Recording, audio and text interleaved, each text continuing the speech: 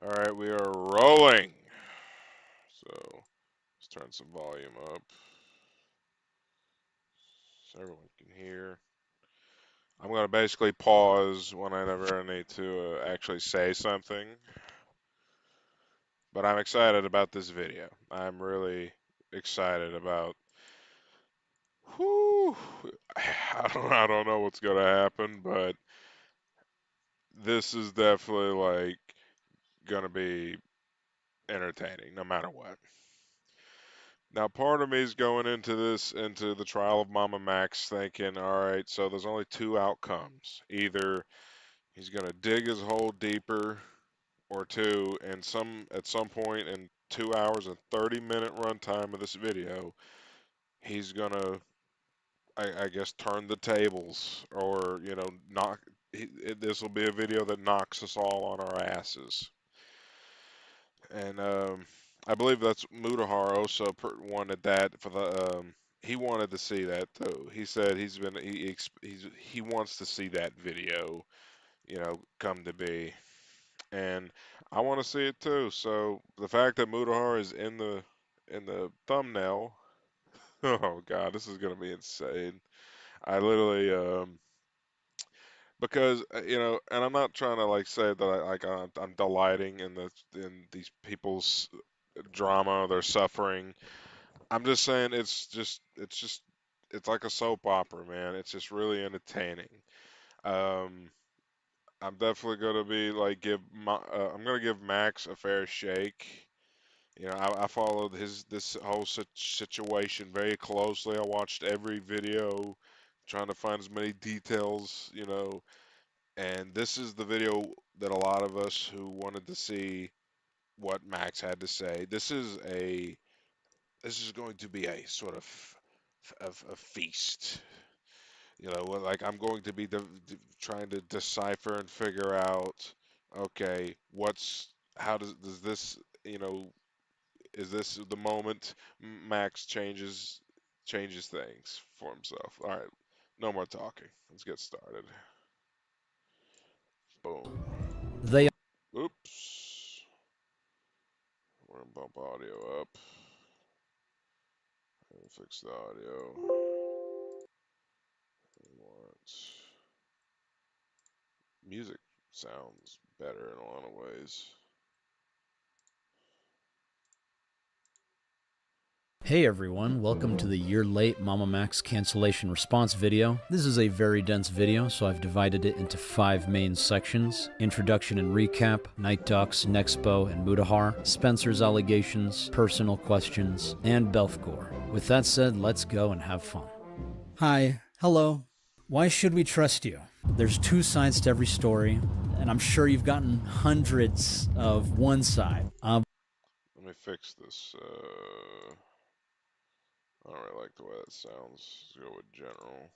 But there's still a whole other side you haven't seen yet. But that's Maybe it sounds better with the gaming audio. It's a little louder. going to change. What happened? That's a lot to explain. So, a survivor reached out to me for help regarding a case of an alleged cult leader and child predator, and asked me if I could platform them to tell their story. So I was just going to start a new format where we platform the survivors and let them have a voice. But I quickly realized that we needed help given the gravity of this case, and the purpose of our campaign evolved to find more survivors in order to build a criminal case against the accused party, since he was still active. Falcon County Sheriff's Office, Portwood. Can I speak to Officer badge number? And so I reached out to institutions, journalists, lawyers, and experts in the field of cult psychology. The leader uses these techniques to gain undue influence over his or her followers. We've often referred to this as brainwashing or mind control. But most notably, I reached out to my peers on YouTube. The most influential among them was Charlie, who has helped me in the past. This also comes into play with Mamamax's video, if you remember that controversy that happened. I imagine most people who don't know the situation and don't know Mamamax will see this and just be like, what the fuck is going on here? His support has always been invaluable, and since I've seen him fight corruption before, and he is one of the most respected voices on the platform, I truly believed he could make a difference. But it was difficult to get anyone to just listen to the survivors, and so I created artificial drama to get people's attention. I could literally cancel you, Charlie. And to be clear, I was always upfront that the drama was fake. This is a call to action disguised as a cancellation. And that worked. Until it didn't. Stop ignoring Mamamax. Yeah, so here, you want me to talk about it a little bit? That rubbed me the wrong way. I still don't feel good about that decision. But then the people that I trusted, the people that I looked up to, the people that I considered my best friends, they all turned on me. In an attempt to protect their own reputations, because they saw what was happening to me. And then they resorted to creating their own deceptions around me. So that way they could bury me. No one will ever believe what I say. I'm a fraud, I'm a liar, I'm a manipulator, I'm a deceiver, I'm a monster. And then they wiped their hands and pretended like I never existed. But I do exist. And I do have my own side to all of this. And that's what I'm doing now, is clarifying some things, presenting some new information that some of you might have not known. And hopefully in the near future we will resolve all of this drama, so that way we can get back to the more important work. Do you acknowledge that you've made mistakes, and if so, which?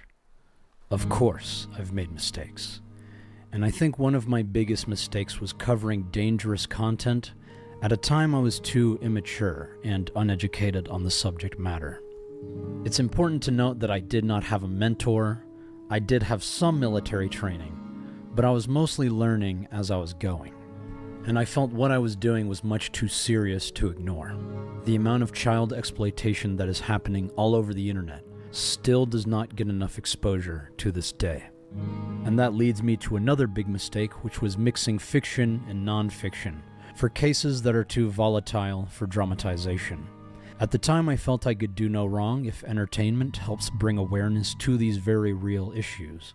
But retrospectively, it just creates confusion around what's real and what's not in the long term. But I have been quite transparent about this since the very beginning. All information was hidden or censored, names and identities were altered to protect the privacy of non-consenting parties, all dramatization in the visuals dialogue are fictional and meant for storytelling purposes. How would you explain that? It's like half fiction, half kind of a story? I call it hybrid, like documentaries, because it's like, yeah, Okay. It is half fiction that is parallel to the real story, and then there's just the real story. Which is why the full investigation was publicly available in the mega drives that were linked in the paste bins of my video descriptions, that were then reported and taken down, with claims that they contained CSUM. But there was no CSUM, it was just documenting predators and their interactions with me. The entire investigation, from accessing the platform, creating an account, interacting on the site, speaking with predators, speaking with victims, and everything that happened from beginning to end were present in OBS screen recordings on those mega drives. There is so much information that I would include in this very video pertaining to previous investigations that I now cannot present because these drives have been taken down. I did not create a backup because I was not comfortable keeping all of this evidence of predators on my personal computer. So my team helped me upload it and let it go to the public. Mega is quite clear that you can report objectionable material. Because our end-to-end zero-knowledge encryption means we do not know the nature of content that is uploaded, Mega is only able to take down content when a public link has been reported to us. And since these were videos of predators getting naked and masturbating, under the impression that I am a minor, I don't necessarily disagree with this decision, but that was the only source proving that these investigations were real. And since they are gone, it has been very easy for everyone to say that they are just fake. But obviously they are not. These platforms and predators are very real. Some of these same creators have covered them with me on multiple occasions. So some of you may have seen the video that both myself and Ryan did, but most importantly Mamamax did, on a website called kidschat.net. It is a haven for predators. We made reports to the FBI and NCMEC together. And I don't know how anyone can think that the predators are fake. No, these are not paid actors. These are child predators. Some of them even have records. And the sheriff says admits to sending pornography to a child, is now charged with pandering obscenity. Wayne Barnett is 60 years old, and the sheriff says Barnett sent the images to a 12-year-old. Now, I'd like to clarify that I never actually claimed to personally get these arrests. You went on and you said, this guy was arrested, it was because of me, it was because of my video. But I never said this. So you did find out who he is. You did find out who he is, but you didn't put him in jail. Is that fair to say? I don't know if we put him in jail, is what I'm saying. Okay. Mm-hmm. And anytime a predator is arrested, I always credit my audience who do the legwork. And it was all thanks to you. And finally, I think platforming survivors before we were ready to handle the public was a huge mistake. I did read books and reach out to experts and institutions to educate myself on the subject matter. I did get the consent of the victims who appeared in these videos before releasing them, and I did ask my peers for feedback, which most of them did not have anything negative to say until after the backlash, but clearly none of us were ready for what ended up happening, and I do take a great share of responsibility for what happened, and I don't feel good about it. Those are just a few mistakes out of many, many more I know I've made, but I'm always learning and trying to do better. Genuine question here. Why did you betray Night Docs despite all that he did for you? Is he lying or is he telling the truth that you made false allegations concerning him? I actually really want to talk about this. So just for some background, I met Jim Pagel, creator of Night Docs, at PAX South 2020. This is where I also met Nexpo, Mudahar, and some other YouTubers. This was my first experience meeting other YouTubers, besides a random collaboration with Official Duck Studios in 2019. Welcome! Go! Faster! Anyway, this was my first real friend group with other influencers. And I was a bit awkward, to say the least. Bro, you can speak to it? Yeah, I can speak. You good, bro? Alright, bro. But I became very close with these people, specifically Night Docs and Nexpo. So... No! And then guys, whoa, guys, what's going on? Guys, I said stop. Drawers, stop. The drawers, not my drawers. Give me the fucking camera. And Ruby and I ended up moving in with Night Docs when he invited me. And from what I remember, Jim was a very kind person and an extremely loyal friend.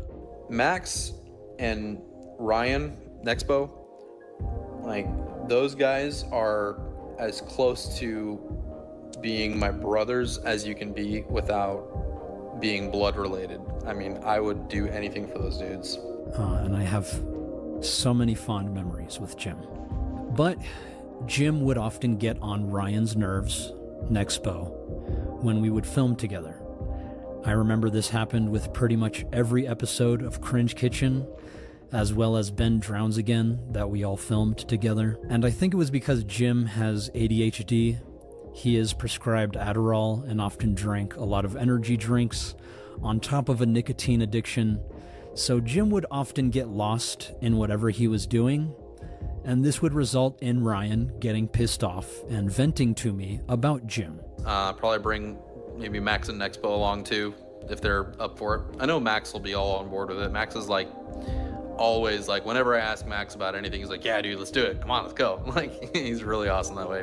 Ryan tends to be a little busier, and all that, so not as easy to get a hold of Nexpo all the time. He also shuts his phone off quite a lot too, so he's hard to get a hold of unless he wants to be available. Ryan and I would become closer than brothers. I think just because he was a year older than me and our opposing personalities mixed well. And there were times when he would ask me questions about living with Jim. And I told him I would help Jim care for his girls when he was busy. What is that? I want him to be Who do you want to be here? Max. You miss Max? Mm-hmm. Well, I'll show Max this. You want to tell anything to Max? If Max was sitting right here, what would you tell Max? Max, I want you to come back. Now let me be clear. Just because I would supervise and feed the girls on occasion does not mean I think Jim is a bad father. Jim is actually very kind and loving. From everything I have seen, his children are very happy with him. I am just explaining my side of what was happening when I lived with him. So when Ryan and I would hang out without Jim, he was always very curious about what was going on at his place. So he would ask me questions. Ryan always loved talking about Jim. Anyway, I fell in love with a woman who was helping me hunt predators, and Jim graciously let me invite her to stay with me for a week. And this is when I started hearing the first rumors about Jim from this girlfriend, because she was chronically online and spent most of her time on all of our Discord servers and participated in a lot of the gossip that happens on these servers. It wasn't anything serious, it's just that Jim was very flirty with women, which isn't a crime, so I didn't really care. But again, when Ryan would ask me questions, I would answer him honestly. And since he was also hearing some of the same stuff from his own Discord... I'm going to pause for a second. 37 minutes ago. It's been 37 minutes since this video came out.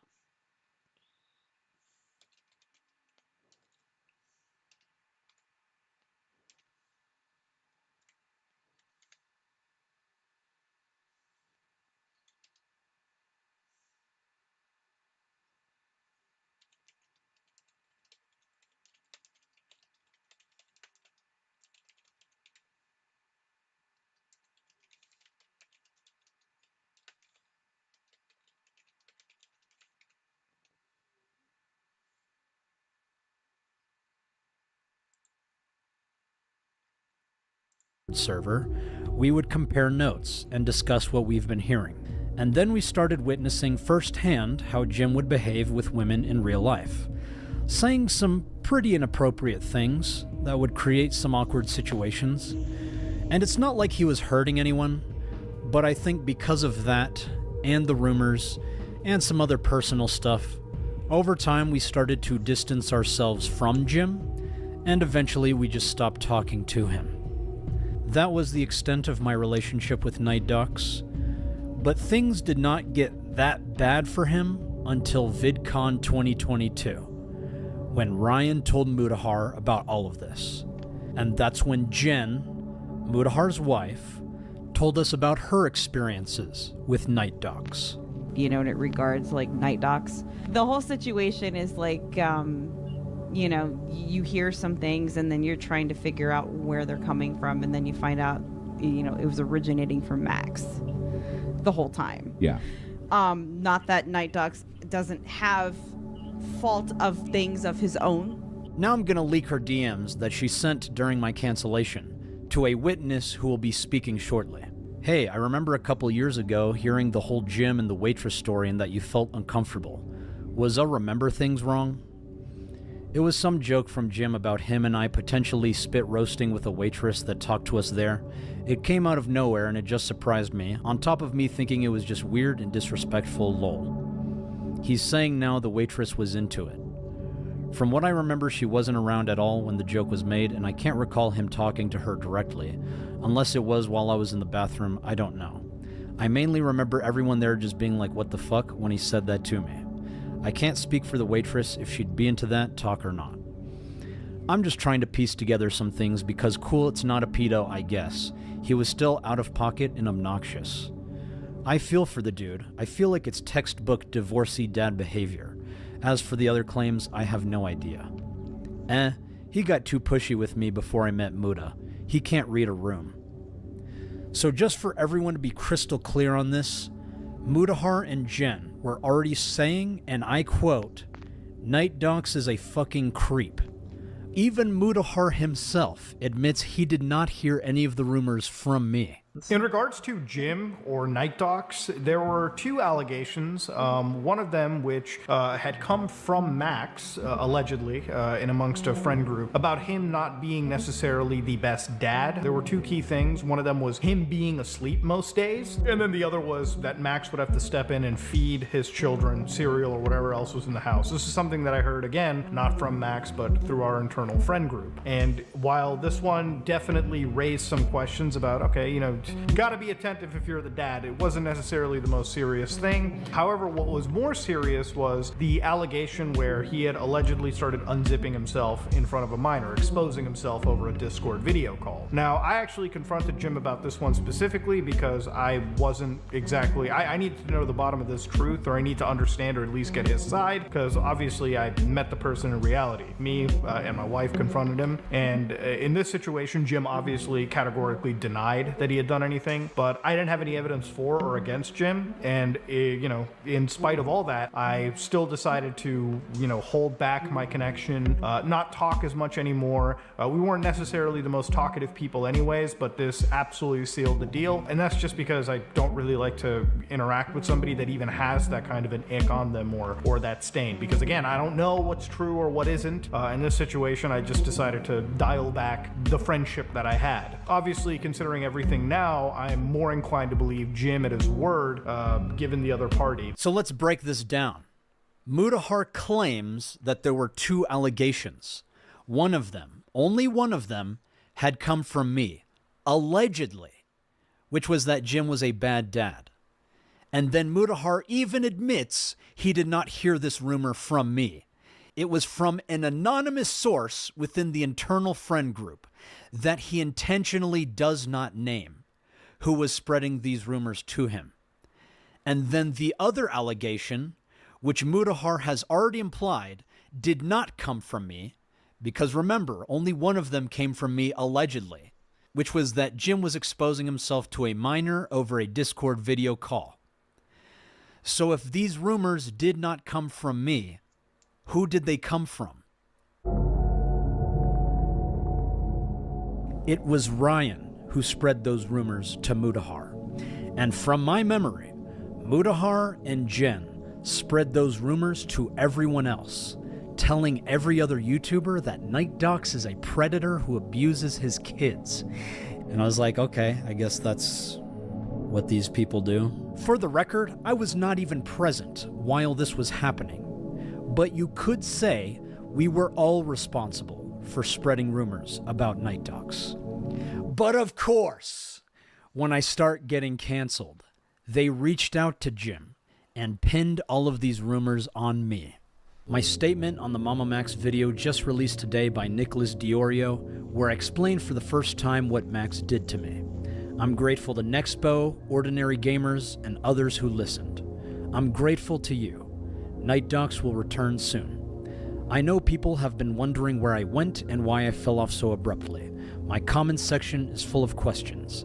The truth is that over a 3 to 4 year time span, I experienced one traumatic event after another. I was suffering from severe depression.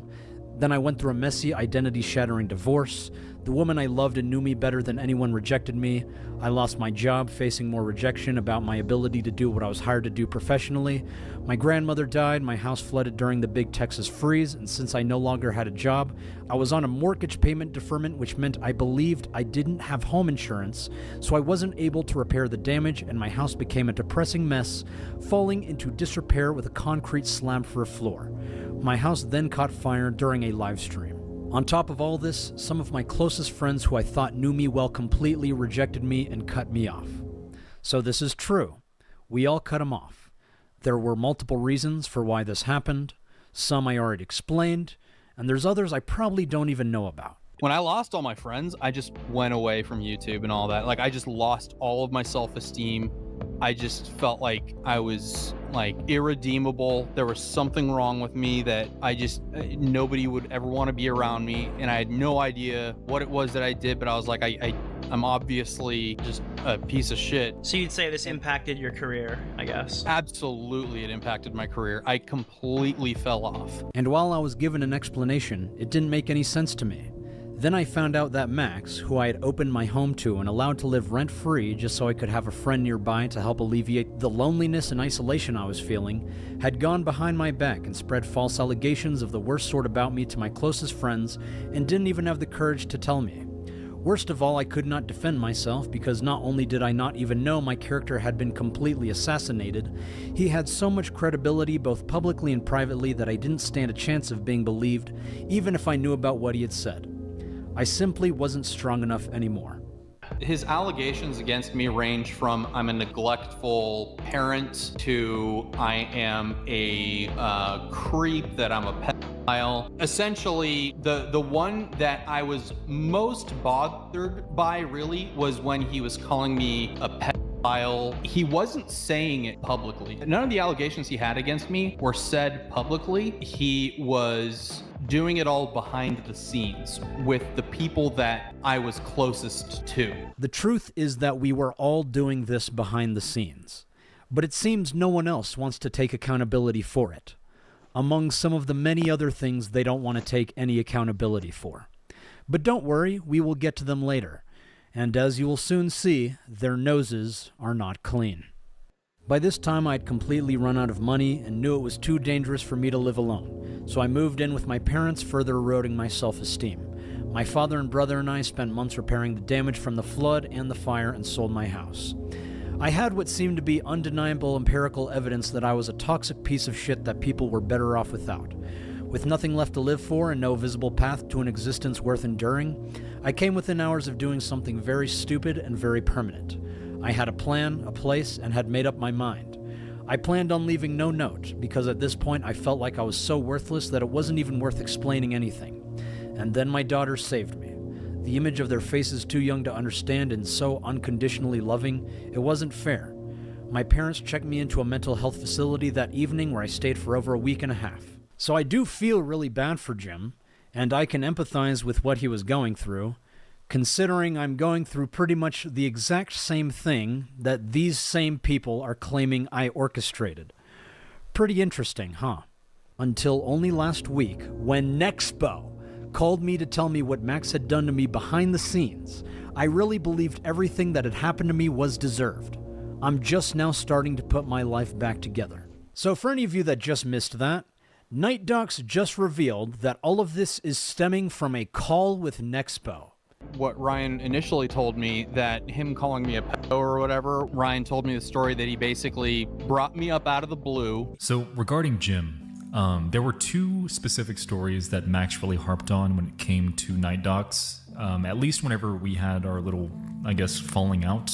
So Max was convinced that Jim was this pedophile creep, and he backed up this claim with, firstly, a story about an inappropriate conversation that he claimed Jim had with a minor. As it turned out, this person was not a minor at all. They had told Jim their age at one point, which I believe was like 25 or so. I'm not entirely sure, but that's that whole story that Max always referred to back whenever he would call Jim a predator. There was another story that led to more of Max believing Jim to be, I guess, a creep.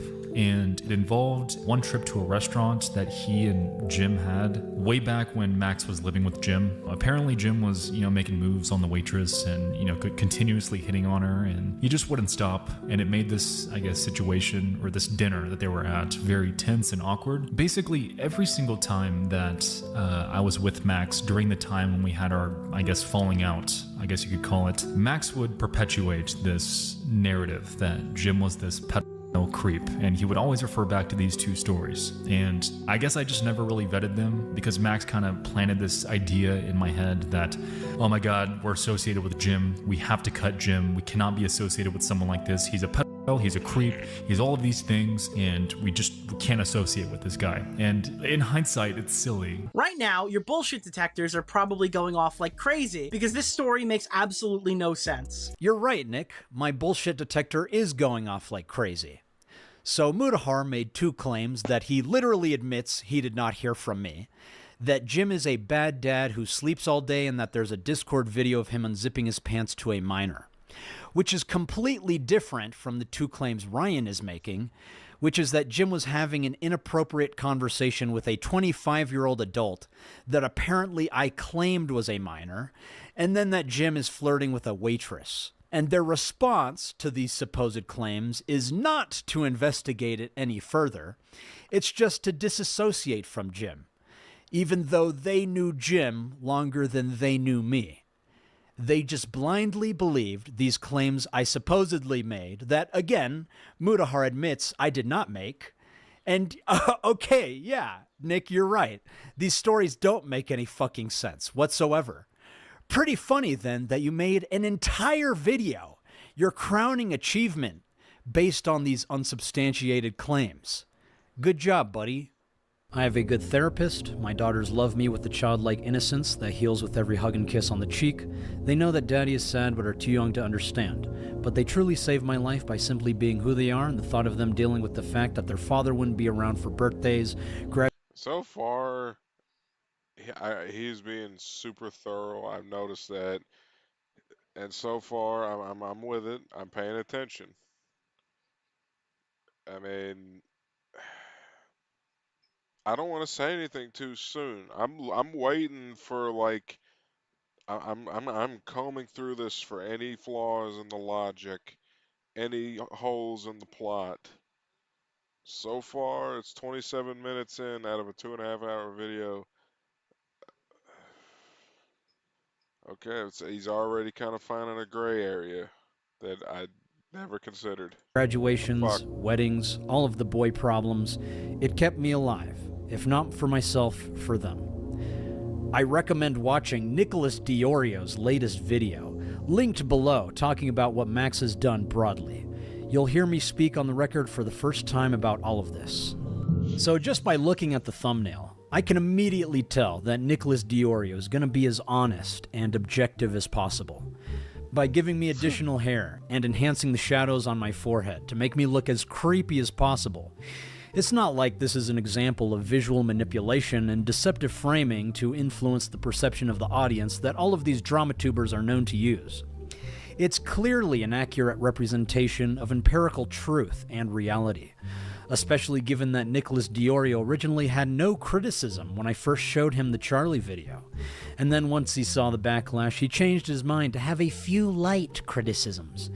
And then after Mutahar recruited him to be his lapdog in the defamation campaign, he took a complete 180 and did everything in his power to make me look as horrible as possible, literally creating a video called "This Video Will Make You Hate Mamamax." It's not like he lied to my face, saying he's going to keep everything between us, and then subsequently leaking our DMs and private conversations, without our consent, by the way, to get a head start on the narrative, so that way I can't respond without everyone immediately think I'm lying about everything. Jim, I'm glad you got a platform to speak your truth that was worm-tongued into you by Ryan, who no longer wanted, like he lied to my face, saying he's going to keep everything between us, and then subsequently leaking our DMs and private conversations, without our consent, by the way, to get a head start on the narrative, so that way I can't respond without everyone immediately think I'm lying about everything. Jim, I'm glad you got a platform to speak your truth that was worm-tongued into you by Ryan, who no longer wanted to be associated with his best friend that was getting canceled. Yet the survivors and I have yet to be platformed by any of these people, some of which outright denied us a platform, despite the fact that we are direct sources of information for our side of the story. It's almost like this was an orchestrated attempt to keep us silent and only platform each other. What? No, that's not an echo chamber. That's a beacon of truth. And then anyone that was asking critical questions of them or showing support to me or the survivors were getting doxxed and It was literally in the stream. You were rude, ignorant. Asking a question, then refusing to let him reply.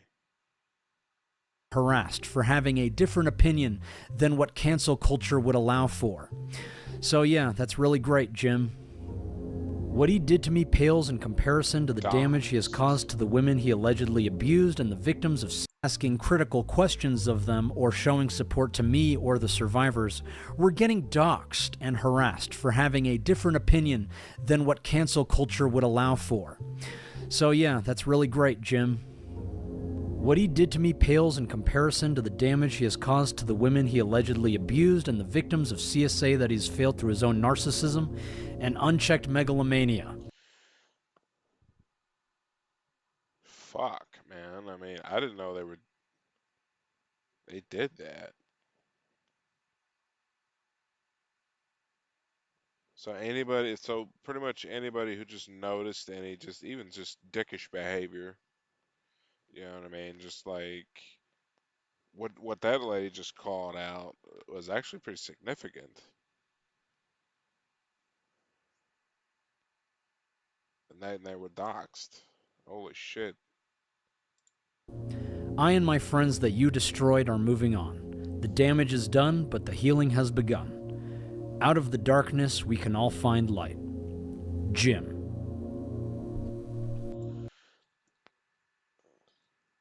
Okay.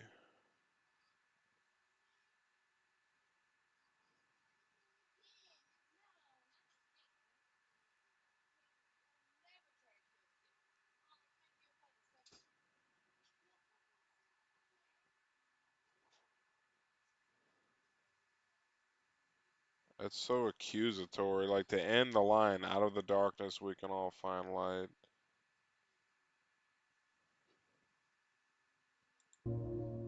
So you all may be wondering, Horribly. do I have any proof to my side of the story? You know, I really wish that was something you guys would ask of them. They have failed to provide any evidence that I did all of this, and yet everyone believes them. And now the burden of proof is on me that I did not do these things, which is actually impossible. How do you prove you did not do something? But I will show you what I do have. So this is my Discord correspondence with Ryan. He deleted all of his messages. I think because he knew I was going to expose him one day. There were many times he would talk shit about Jim, even videos where he would make fun of Jim. He deleted all of them. But I mean, feel free to read through my own messages. I looked up to Ryan like he was my older brother and always came to him for advice. Yeah, I think he doesn't want y'all to know that, since it contradicts his disavowing of me. Unfortunately for Ryan, you cannot delete messages from group chats that you've already left. Sorry, Nick, but you're gonna get caught in the crossfire. You can blame Muda and Ryan for making me do this. So I believe this was regarding Creator Clash. LOL. Do you not want to go? I thought that was for the call tomorrow. Is that what I said, idiot? You just fucking laughed, loser. I laugh at your lack of intelligence. You know who lacks intelligence? James, I'm gonna groom the shit out of you, Bagel, with Nightcock's Media. Nightdocs banned a girl that we knew. He found out she was taken. So Ryan is implying that Jim only wanted single girls in his Discord server. Stop. Bro, what is the context behind this? No one knows. What the fuck, lol? The Jim lore is always expanding, I swear. Can't wait for his redemption arc. Jim when Kitten logs into Discord. Is this Jim? Is this Jim? Hi everyone, so I just wanted to hop on here real quick and tell you that I am actually breaking up with Jason. No! What do you mean I know. no? Yes. I know. Jason. Would you guys still be down to do part of the iceberg? I'm gonna pick it up next month after I get a few more vids done. I heard Night Dix is down for the part with young girls. Go suck his cock? Yes, that's all I do, to be honest. VidCon? Fell off? Huh? The fuck? I'm sick of you guys treating me like shit. Gonna start a new friend group with Jim. He made both of you, to be honest. Dude, you fell off. Damn it, is that a Jim moment? Bro, did you collab with him Pagel of Night Doc? Famous Webby nominated YouTuber? Yeah, it was a Night Doc's media production. He really went to bat for me this time. That's deep. Want to hear something even more deep and heartbreaking? When I'm with you guys, I feel like I'm the low man on the totem pole. Bro, are you serious, dude? Come on, man. Shit, I feel bad, dude. If it makes you feel better, man, your content's trash and you fell off. But dude, you shouldn't feel that way. Honestly, man, I do. I know my content is far superior, but it's just the algorithm, man. Dude, just keep trying, bro. Maybe you'll hit the algorithm in 2047. LOL. Pathetic. Yo, what the fuck? How the fuck are you two going to turn me into a gym like this? Yo, what the fuck? So just for context, this is a group chat. Glink invited Ryan and Jim too, and Ryan would often make fun of Jim for wanting to go to events that we were invited to. Let's play a game. Spot the Jim. Lamau. You inconvenience me. Consistently. In other words, when we make a podcast. You tell me, slut. Whenever you're ready, we brainstorm names. We include Nick and Jim. Fuck no. Ha ha ha ha ha ha ha ha. Can't have me without Jim. Podcast when? Finally got a name. The Night Docs Media Podcast, a subsidiary of Night Docs Media Incorporated, LLC, 2022. Fuck both of you seeing Night Docs Media live. Got any friends that might want random shit from my place? I got the couches, 2 beds, a lazy boy chair, 2 desks, office chair, 2 dressers, shelves, etc. Jim. I believe this was right after Jim's house caught fire, by the way. Write that shit down, that's the funniest thing you've ever said. I hope you continue to use it for years to come. I'm sorry I let you down. Lamau. Bro, what is the context behind this? Random DM last night. He's with Oki right now. Oki was asking me about Jim when we met him in LA. WTF, wait, this is for real? I told him we parted ways but didn't delve into detail. 100%. It's real. So I'm assuming they talked about it. Did y'all get invited? I believe this was the invite for Lightwave. Yes, going. I think Jim might be there. LMFAO typical. I'll ask. Tell him the fucking deal straight. We don't mesh anymore, my mans. I'll let them know. Boys, we merch trading at VidCon? What size shirt you wear, bitch, Muda? Large. Gonna make you a walking advertisement like Jim did. So I'm no longer Nexpo. I'm officially Night Docs. I'm a walking advertisement. So is Max. Hey, do you feel like you're being used, man? Because you're walking ad. So I believe this was a text message from Nick to Ryan. I was right, man. Jim's making a statement. Shut the fuck up. What we do? Trying to get a coffee or what? So you can see here, Ryan was always very concerned about Jim speaking up. Holy shit, boys. Anyone see Jim's story? Deleted Instagram off my phone, what'd it say? Showed this tweet with a sappy message.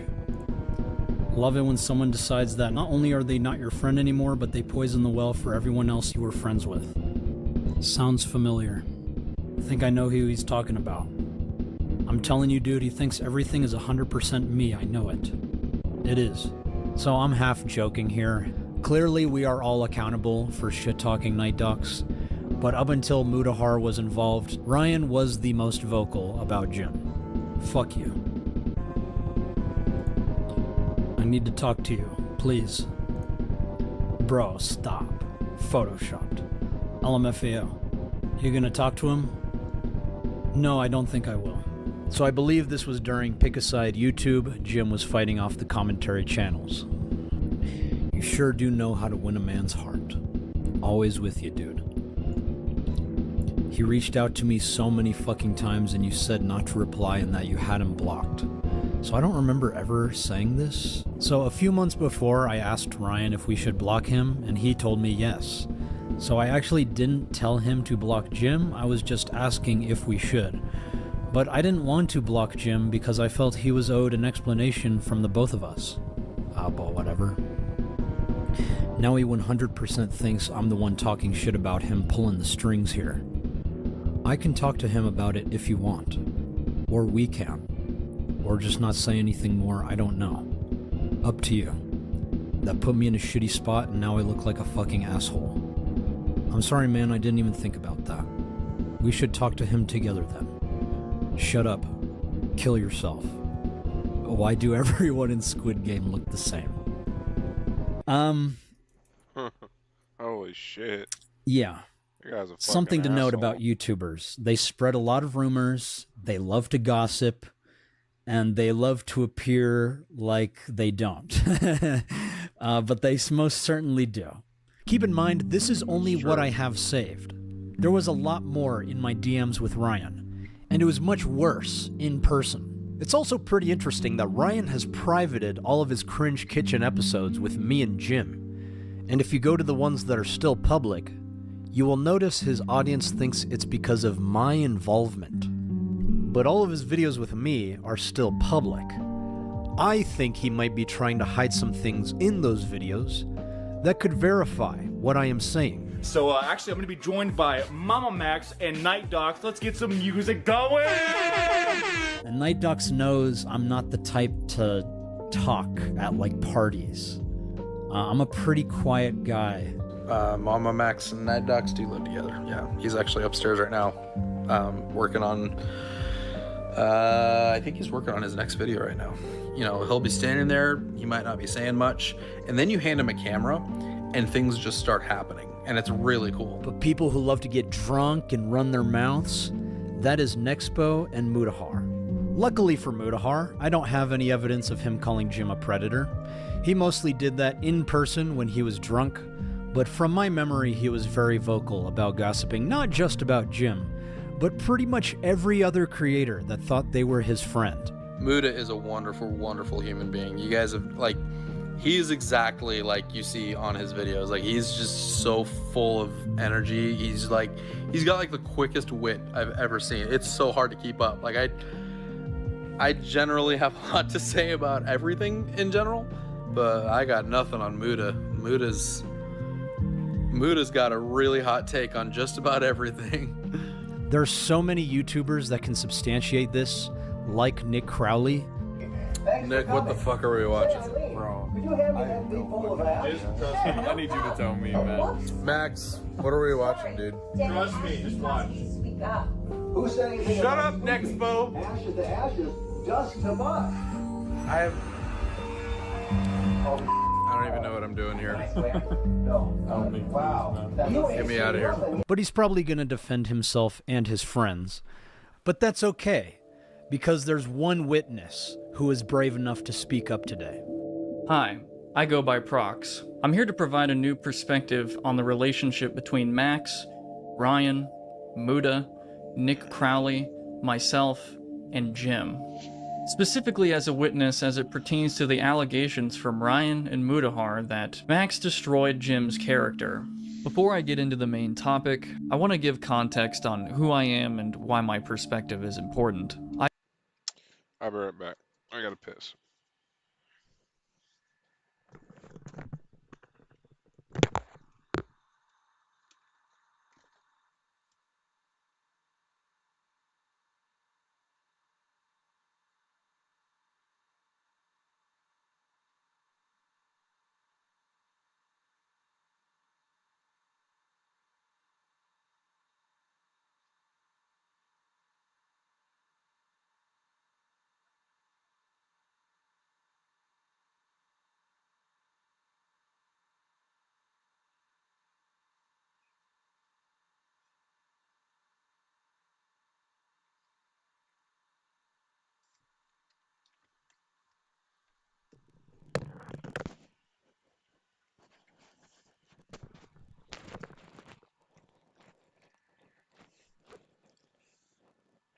I've been involved with these guys for over 5 years, and I have first-hand experience with many of the people and events I'm going to talk about. Here's a brief rundown of the projects I've been a part of. On April 27th, 2020, I was a part of Ryan's project called Ben Drowns Again. On July 15th, 2021, I was part of Ryan's Walton Files analysis. But the person filming this can be heard in the background saying the following.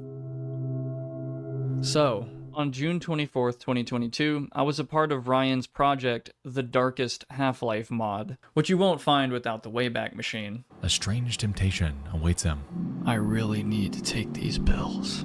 This channel used to be called Nexpo After Hours and was publicly available. Uploaded on May 1st, 2022, I was a part of a video with Ryan and Nick called Meeting Dream at 3 a.m. Can I kiss you? I mean, can I shake your hand? I mean, can I touch you? I mean, Mr. Dream. Oh, Mr. Dream. Oh, it's Dream.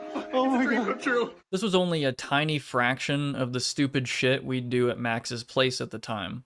On January 18th, 2022, I was in Muda's video titled A Lot Happened This Weekend. Like Friday night, Ryan came over, Prox, and Max came over, and we just kind of like had a good time. On July 29th, 2022, I was a part of Muda's video titled The YouTube Disaster You've Never Heard Of. I wish I was never part of this mostly negative video at all. And shout out to Prox, by the way. On April 7th, 2021, I was part of Jim's video titled This Video Can Physically Attack You. I've never been a part of any project that was specifically for Nick Crowley, though we did hang out a lot behind the scenes for various other projects like for Max, Ryan, and etc. And I've helped Max with almost all of his post-2020 content. On July 13th, 2021, I uploaded the video titled Raising Cane's Chicken Is Not What It Seems, documentary, featuring Nexpo, Mamamax, Some Ordinary Gamers, Nick Crowley, Night Docs, and so on. Now that I've established my history with these guys, let me start from the beginning. The story begins for me around August of 2019 when I first met Max. This was shortly after he released his video covering Kanye Quest. Ryan would notice the video and collaborate with Max on the same topic a couple months later. It was around this time, in early 2020, that Max and Ryan would become good friends.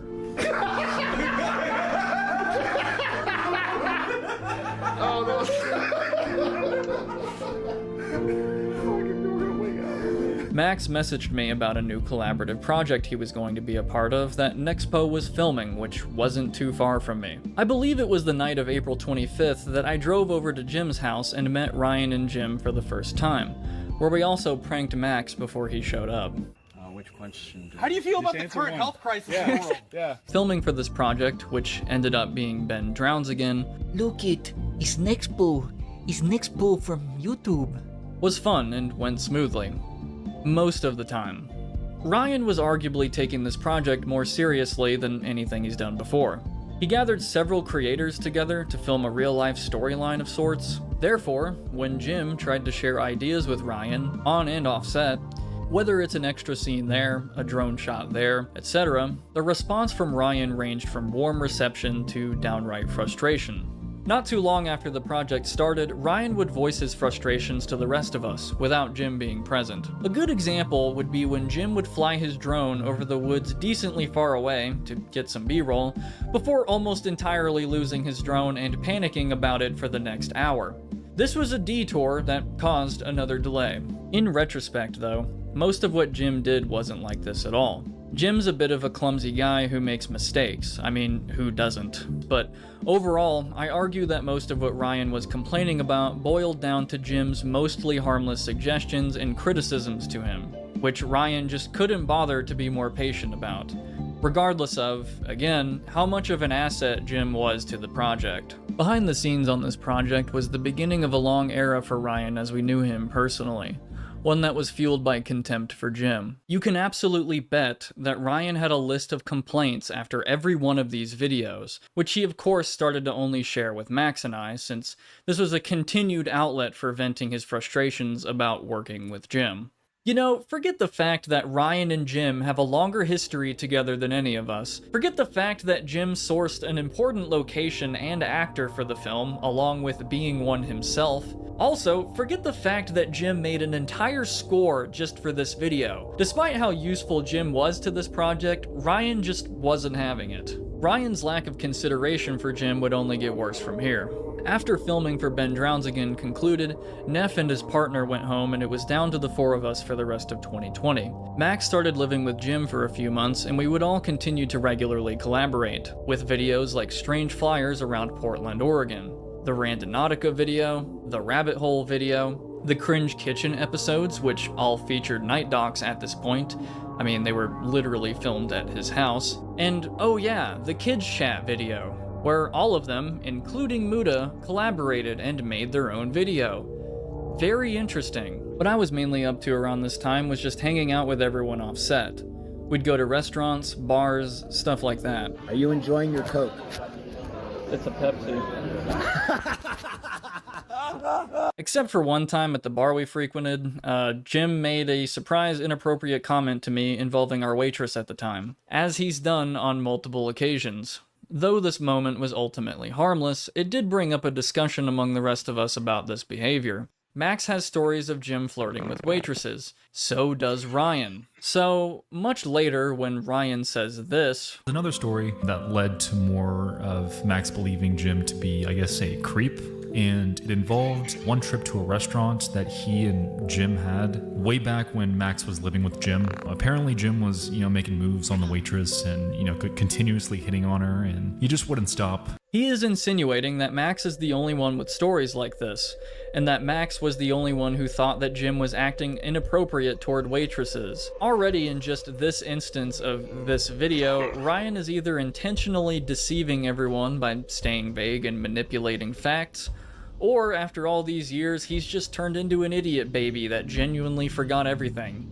However, when 2020 was starting to end and Max moved out of Jim's place, an evolution happened. Instead of complaining about Jim's behavior, why don't we just make fun of him? All the time. A group gossip tradition of sorts, spearheaded by Ryan, since, from what I remember, making fun of Jim would be more than half of the thing. Why don't we just make fun of him? However, when 2020 was starting to end and Max moved out of Jim's place, an evolution happened. Instead of complaining about Jim's behavior, why don't we just make fun of him? All the time. A group gossip tradition of sorts, spearheaded by Ryan, since, from what I remember, making fun of Jim would be more than half of the things he's ever said around me. I'll do another one. I don't mean to be a Jim, but... No, dude, go ahead. Ryan would come over when Max and I were hanging out at his new apartment, busting in and saying shit like, "Yo, is this Nightcock's Media production by Jim fucking Pagel? I'm gonna groom the shit out of you. Out of the darkness, we can all find light." Ryan would also make fun of his videos. One example that I remember Ryan religiously making fun of was Jim's new character at the time, Noctis. He made this character because in the rabbit hole video prior, Ryan donned his rabbit persona, and it was clear that this character was in a group with Max and Jim. So Jim probably thought, hey, I should make a cool character of my own. However, he was already fighting a losing battle, because the whole character thing was only cool when Ryan and Max did it. He also made fun of this. I don't play by the rules. Damn it! He also made fun of this. Night Dogs. It's Nexpo. I hope you're doing alright, man. I haven't heard from you in a while. I'm a little worried about you. And so many more.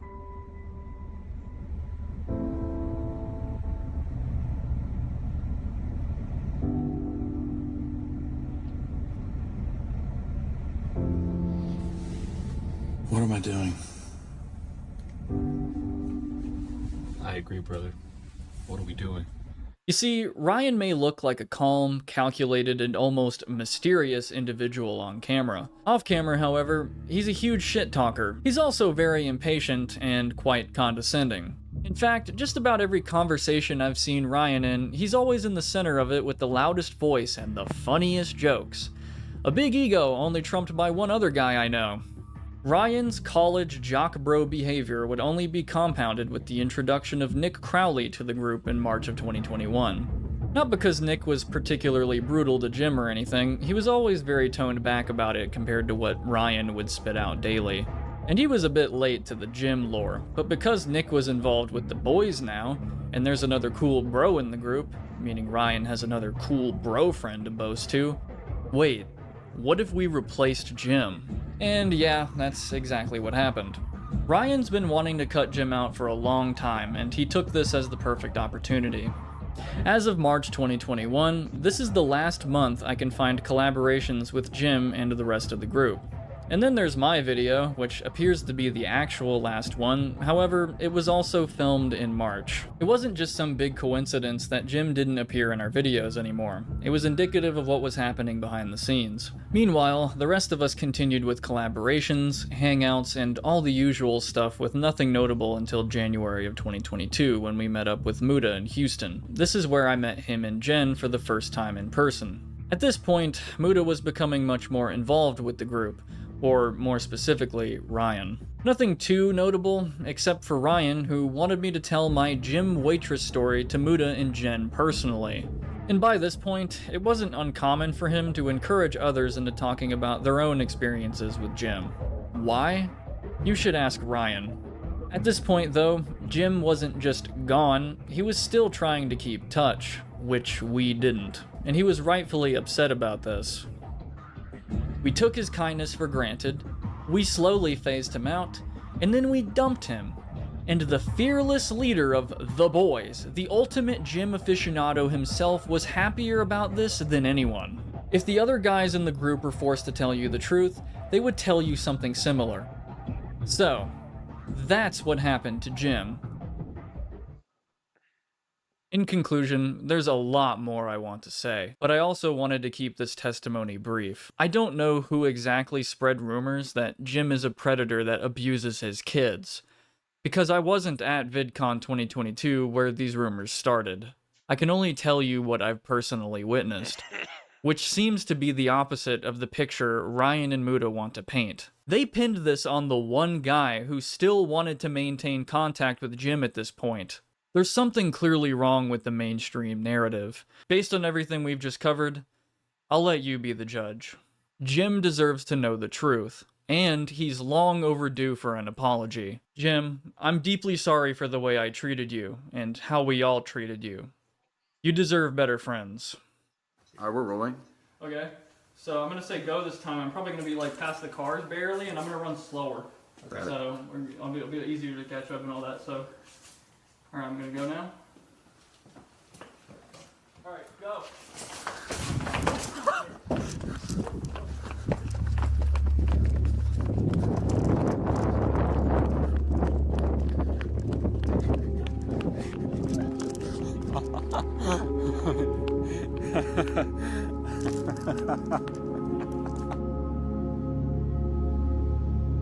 Jim, I am so sorry all of this happened to you. There's so much more I need to say. I'm down to talk if you're up for it. I miss you, man, and I hope you can walk away from all of this stronger than ever. And no matter how much fire you come under, remember that you're Jim fucking Pagel. Bulletproof.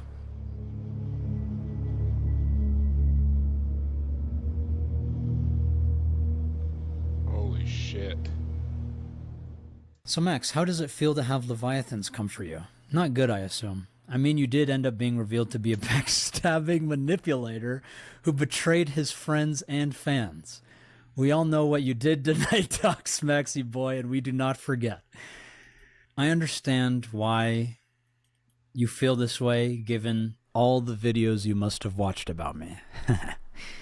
But I hope hearing my side can show you that the truth is a little more complicated than what YouTubers might make it seem. Ryan? Sure? What's up? What want to say, man? Fucking love you, dude. I know. Bye. Bye.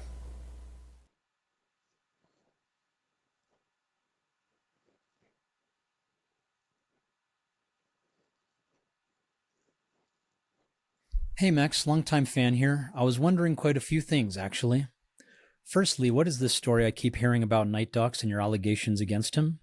If you did tell people he was a predator, then Nicholas Diorio is correct in that this situation means two things. You either protected a predator through years of silence, or you lied, attempting to destroy a YouTuber's career. What actually happened there? I don't think Night Docs is a predator. We've made jokes in our friend group. I wouldn't call it predatory, but I would not call it I I would rather respect his privacy. Secondly, what's with suing your supposed friend Mudahar for $1 million, telling the victim that he's rich and so seeking $1 million would help with the case? I've basically realized that this person wants to effectively sue me for a large chunk of money, okay? An obscene amount of money. Why? Because to me, all this appears is all I ever was to this man was an extremely rich friend who had enough social media clout for him to piggyback his stupid case off of. My stupid case. So yeah, I thought he was my friend too. Until I saw the things he was doing. And immediately he initiated sex. Okay. At the time,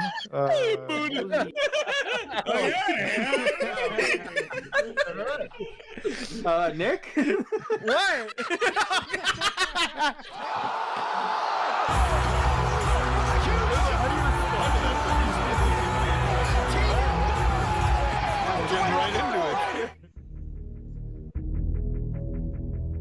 Just so everyone is clear on this, Mudahar digitally signed a non-disclosure agreement to protect the identities, testimonies, and evidence of the survivors, and was only allowed to release it with their consent. And then he breached that agreement multiple times. Okay, I just got confirmation. Mudahar just fucking DM'd me. Especially when there's... Mudahar just fucking DM'd me saying that there's not even proof confirming that there's even evidence. I thought he was bullshitting about the NDA. If Mudahar actually did have to sign an NDA to see the information, he broke that NDA with me because he told me in my DMs that it's what the evidence is. Keep in mind, Mudahar did not talk to any of the survivors when he was leaking this information. And he is the very reason why people were not taking the evidence seriously. Exactly what is the supernatural here? Like, let's just try to understand that. Did you hear any of the lore?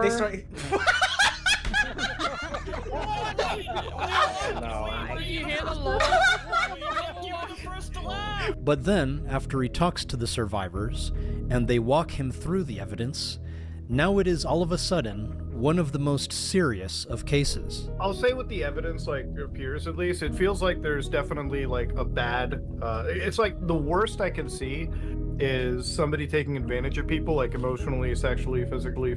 Looking at this whole story and talking to people that were actually affected by it, I think that there was there was illegal shit that happened, right? Look, there are real people that I believe have been hurt by this. And for that considering, I am giving my full support as much as I can. Speaking with more of the victims after this call myself, I feel very disgusted hearing any more about the situation and the things that have been alleged to go behind it, which is why I'm doing my due diligence to at least try and help these victims out, but privately, not a public spectacle like Max is doing. I think I'm just going to take the day off today and get on the stream with you boys. Yeah, I know. I didn't want to burn you because I've asked you for so much already. But no, man. To have you. Good to work with you. Oh man, this whole thing has been so fucking insane, bro. I'm so glad that call came out. Ever since she made that post on her Discord, it's like this call will make him look bad. I'm like, that's why I made it the thumbnail, dude. I just wanted that to be the first thing people see. I literally the moment I saw that, I was like, dude, I'll just fast track her it up and just release this fucking thing myself. So just to make sure we're all on the same page, Mudahar was verifiably defaming me, the survivors, and this case with these public statements he made both before and after signing a non-disclosure agreement. And I think the NDA stuff is really wild too. It's obviously, I think NDAs are designed to, I feel like it's almost like a way to add some level of credence to this. There's some crazy case, NDAs aren't enforceable in this situation. I mean, I could leak out everything. What's going to happen? Are you going to sue me or something? So what this means is that Mudahar Anas signed an NDA under false pretenses with the intention to release information without the consent of the survivors. But you're going publicly and saying that to everybody else when you haven't spoken to the others.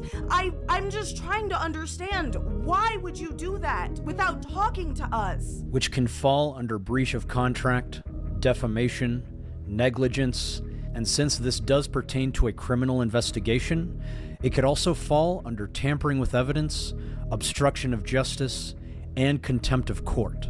I've actually been speaking with multiple legal professionals who all seem to think we have a very solid case. And given what's happened with Karl Jobst recently, I'm pretty confident that we could sue Mutahar for a lot more than $1 million, given the amount of damage he has caused. If you make a serious fuck up like that, I think not only is removing the video a big problem, but you really got to go onto your main channel and address these situations. If you make a fuck up, especially one where you inadvertently end up slandering somebody, you got to cover for that. And that money could absolutely help the survivors and this case. He has repeatedly claimed that he would provide financial and legal support for the survivors. I am giving my full support as much as I can, whether that be emotionally, whether that be helping them liaison with actual law enforcement agents or lawyers, and providing whatever form of financial, benefit that I can, reasonably provide. But that has yet to come to fruition, because from what the survivors have told me, Mutahar has not actually provided any financial, legal, or emotional support like he's been publicly claiming.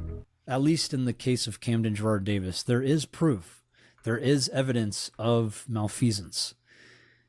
Just because Mutahar said it's nothing substantial doesn't mean it's nothing substantial. He didn't even know what he was looking at. He didn't talk to any of the survivors when he made that comment. I don't have that proximity to it, but I'm like, it looks more like an erotic roleplay server where like boundaries are really crossed. An erotic roleplay server where boundaries were really crossed. What does that even mean?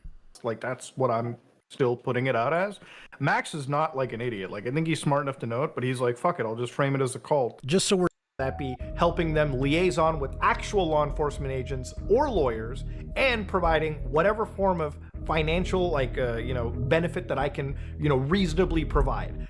But that has yet to come to fruition, because from what the survivors have told me, Mutahar has not actually provided any financial, legal, or emotional support like he's been publicly claiming. At least in the case of Camden Gerard Davis, there is proof. There is evidence of malfeasance.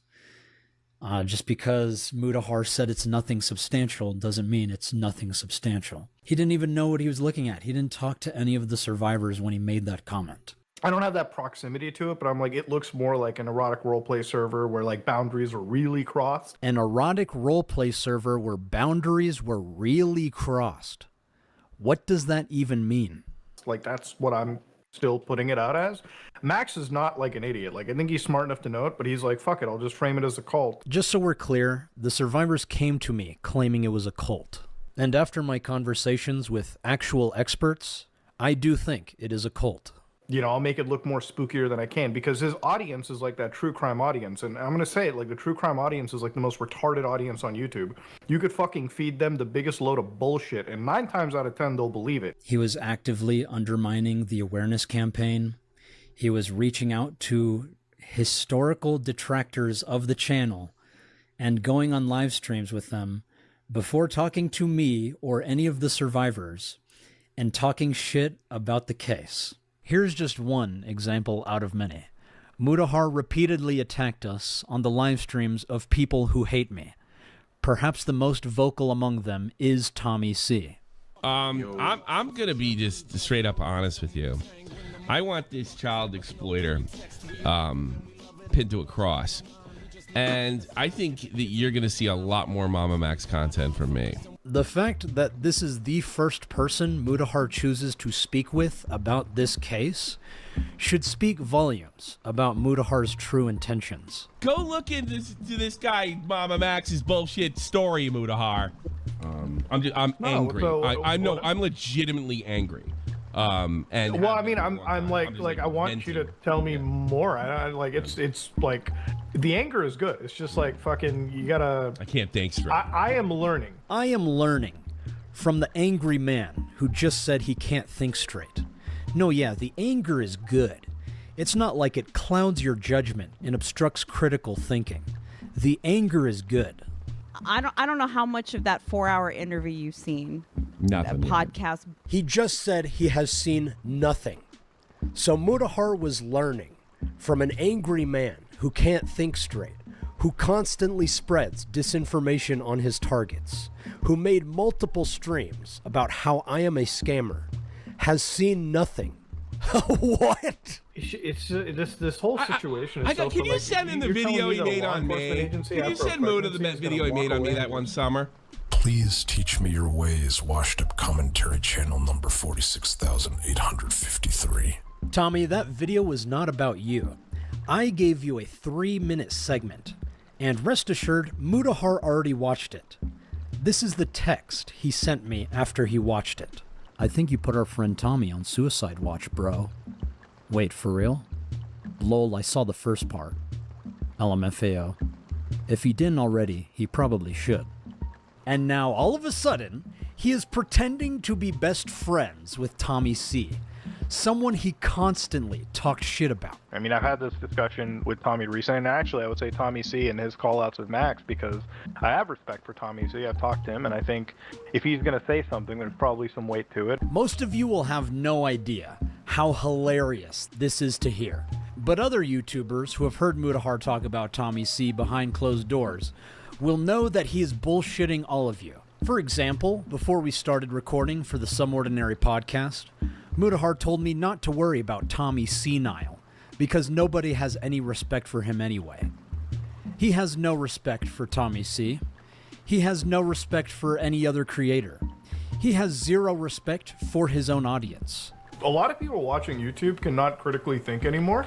So when that video came out, and I was like, I'm reading the comments, I'm like, yo, they're eating this shit up. What the and then I make a video and everyone, and then I make a video and everyone flips. I'm like, you guys are the worst people. You cannot critically think whatsoever. It's not that your audience can't critically think. It's the fact that we have misplaced our trust in you. Furthermore, why did you sleep on this Camden Gerard Davis case for 3 years only to expect multiple influencers to immediately jump on it as soon as you start discussing it? Why tell people to hurry up and discuss it, such as making videos about critical not immediately responding to you, when you yourself didn't respond about this case for 3 years? People tell me about allegations all the time. I don't really know what's real and what's not until I actually look into it. Spencer kept messaging me, and once she invited me to the Discord server with the other survivors, that's when I realized, oh shit, this is important. I should have exercised patience, as they have done, but it was just so sad to see all of them. They kept trying and trying and trying to tell their story, and no one wanted to listen. And now I'm here, and I'm telling all of my friends, and none of them wanted to listen. Your involvement would entail a brief 15-minute session, allotting 3 minutes per survivor. A subsequent Q&A is optional. And no one showed up. Yeah, I was just like, fuck it. I'm gonna launch this case into everyone's face by fake canceling Charlie. And I was praying, I was hoping that he would just sit down and listen to them. And I know the importance of this case and cases like this will only grow as time continues. So maybe one day it will carry the urgency that it deserves. But Mudahar divided all of the survivors and made sure that they didn't talk, and that's really sad. Because many cases like this often only begin after a public awareness campaign. And when we found out what else was going on behind closed doors, I'm talking crimes ranging from blackmail, forced labor, child trafficking, I was mortified. So I went to the authorities with a band of fellow shocked ex-members, and we blew the proverbial whistle. But they didn't do anything. Fell on deaf ears because they didn't know what they were looking at. So we went to the press. Look, Mom and Dad, I'm on the front page of the New York Times. It's not exactly what I was imagining my life would be when I started out as an actress, but here we are. After that, the rest is cult history. A dramatic arrest in Mexico, a 6-week trial, a 4-hour deliberation, and ultimately, a 120-year prison sentence for Nexium's founder. Yes, thank you. Thank you. Also, why did you lie about certain predators being in police custody, such as Zach Haddad, aka Pablo Sonny, when in reality you didn't know if he was in police custody? I was just dispensing the information that I was given. So just for quick context, Pablo Sonny is a child predator we found on IMVU. He has multiple victims that I made contact with on the platform, and I confirmed that he was grooming minors via direct investigation. We verified his face with a specific hand gesture, and his voice can be confirmed by his friends. You can watch the full videos if you want more detail, but here's a paraphrased version of our call. You know I'm 14 though, like, you know, like... Sorry, you okay. You know, do you not know, like, what you're doing? Like, you said you're 24, right? I want you to know that I know that what I did was wrong, and I'm sorry, and I just, like, I'm really just begging you, like, sincerely, just, like, you know, you realize I would go to jail? Like, I would go to jail for, like, 10 years. But don't I, like, I already have your face, like... I don't know, and I don't want to give you more, like... Because I can already tell my mom right now. What are you gonna tell her, though? You're really gonna do that? Like, why do you want to ruin my life? Like, why...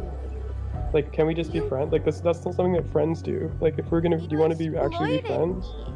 I was, you know, going through a hard time, like, there's a lot of shit that I was going through, and, you know, I just was lonely, and I, you know, my life is, like, really hard, and, you know, I have to take care of really scary, like, I'm gonna get, like, fucking, I'm, like, not strong, like, I'm gonna get fucking, like, beat up and raped in prison. Like, you want that to happen to me because we talked for one day? After our videos were released, he was exposed to his local community at the Vancouver music scene, many of which I made contact with. Here are the Instagram messages between me and Zach Haddad's former friend. Hey, I'm making an update video on Zach. Would you like to do an interview for it?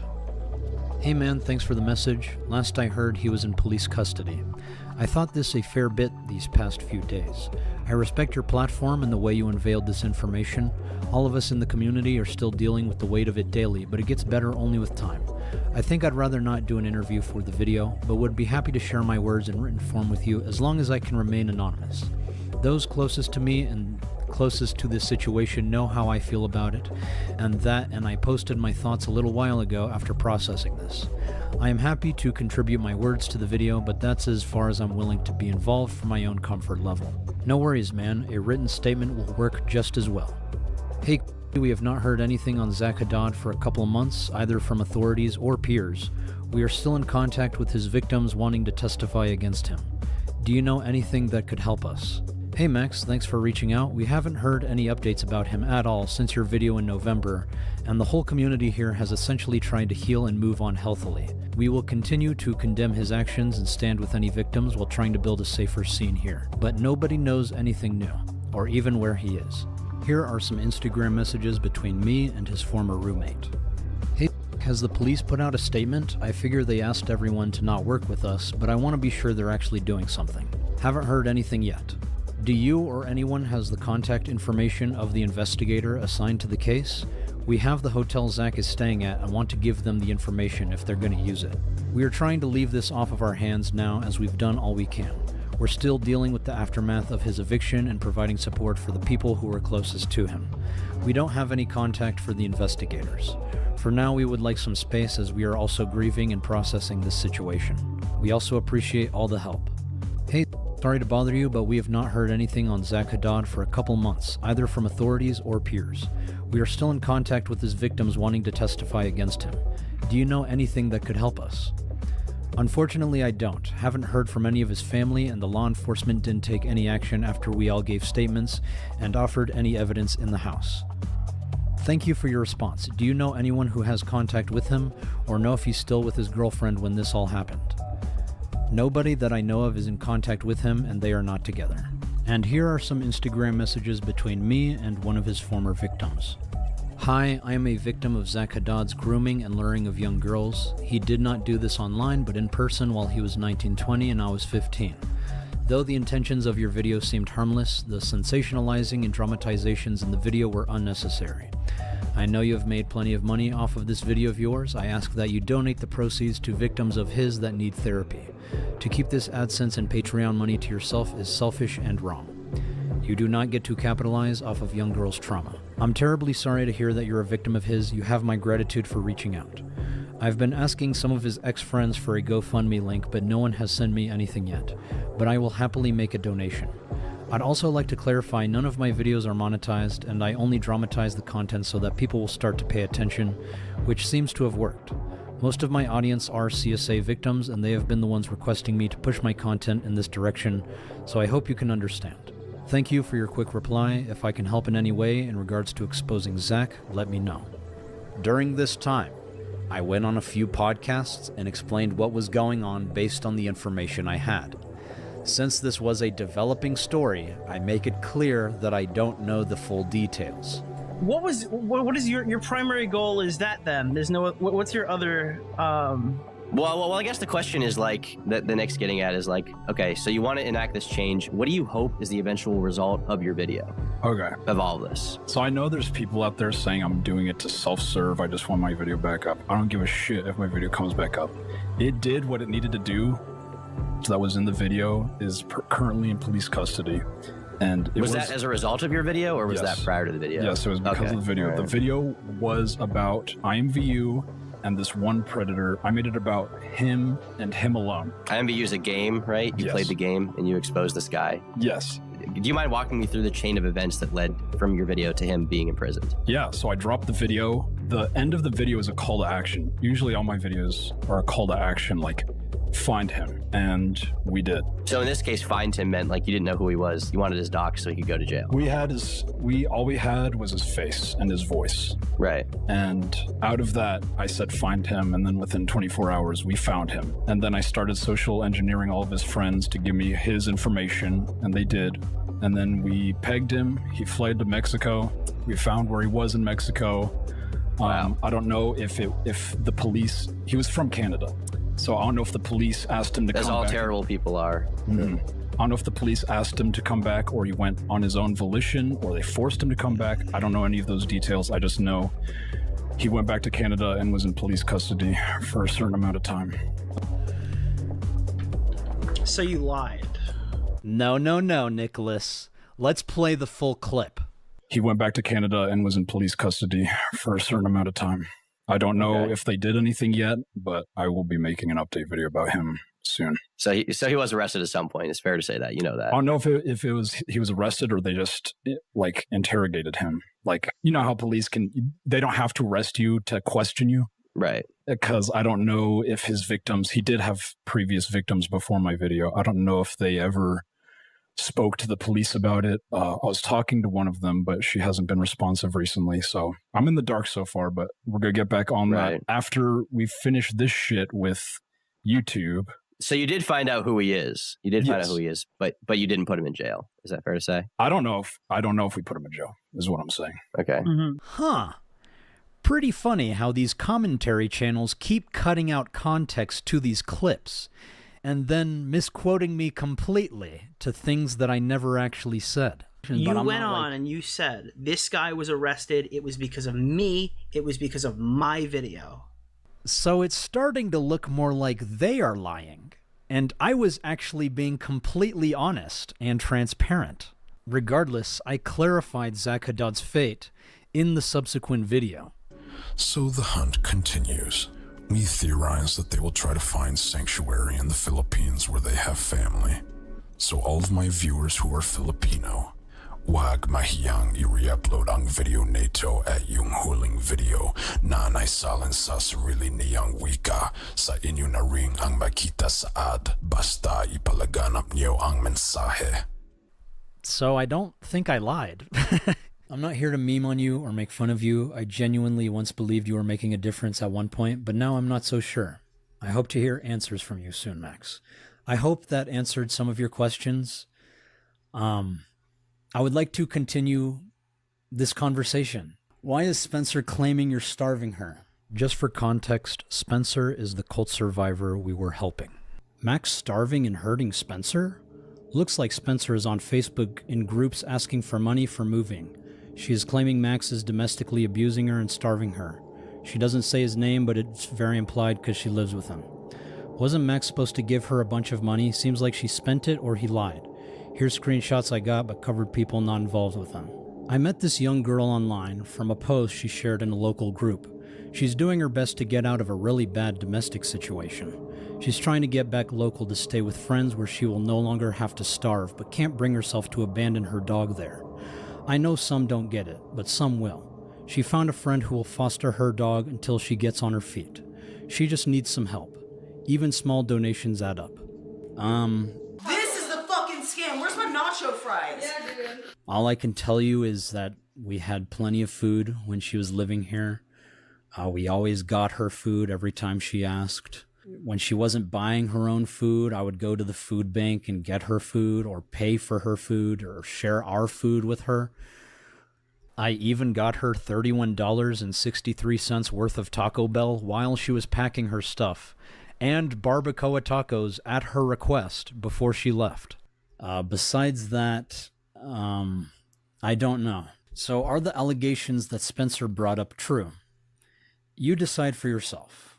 So apparently one of her friends leaked a private message that I guess she was sending out to all her friends. So I ended up moving in with the YouTuber that was supposed to help me expose the cult, as it was my last resort. So this is true. Spencer moved in because she was in the middle of a crisis, getting kicked out of her family home. She had nowhere else to stay. And since we were making a documentary, I thought it would be beneficial to have her close, especially since a big part of this documentary was to get her independence. There's also multiple people living at my house. She's been a family friend for years, and so I didn't think it would be weird if we invite her to stay in one of the empty rooms we have, temporarily. Even her father came to meet me and my other roommates, and we all agreed this arrangement was fine. But of course, the internet made malicious rumors about us because of this. In retrospect, it was a bad idea. I know, guys. You tried to tell me. Because she is a disrespectful roommate, a very demanding individual, and a hyperreactive personality, which we will address soon. He promised to cover food, medical, everything. Well, he only wanted to help for the money, so he never paid any of my medical from the start. This isn't true. I paid for her first few bills, but then after everything that happened, I literally could not afford to even keep us in this house unless we were all working together. And so she agreed to get a job and start earning on her own, which is what I wanted her to do anyway, so she could become independent. He was buying food at first, but then he tanked his career, which in turn has people convinced I'm a bad person like him, so people are stalking me online. So there are people stalking her and me online. There is a community of cyber stalkers that are really quite disturbing, and are genuinely cyber stalking. First of all, I was one of the OG people to cover Mamamax.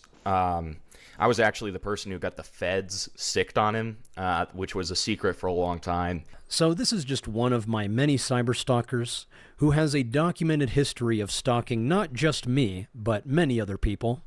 They describe themselves as legitimately insane on their YouTube About page, and has obsessively created a number of disturbing videos about me, including one that's so egregious that it's unlisted, where he is stalking me, finding and murdering one of my team members, and decapitating them and sacrificing their severed head on an altar, or something.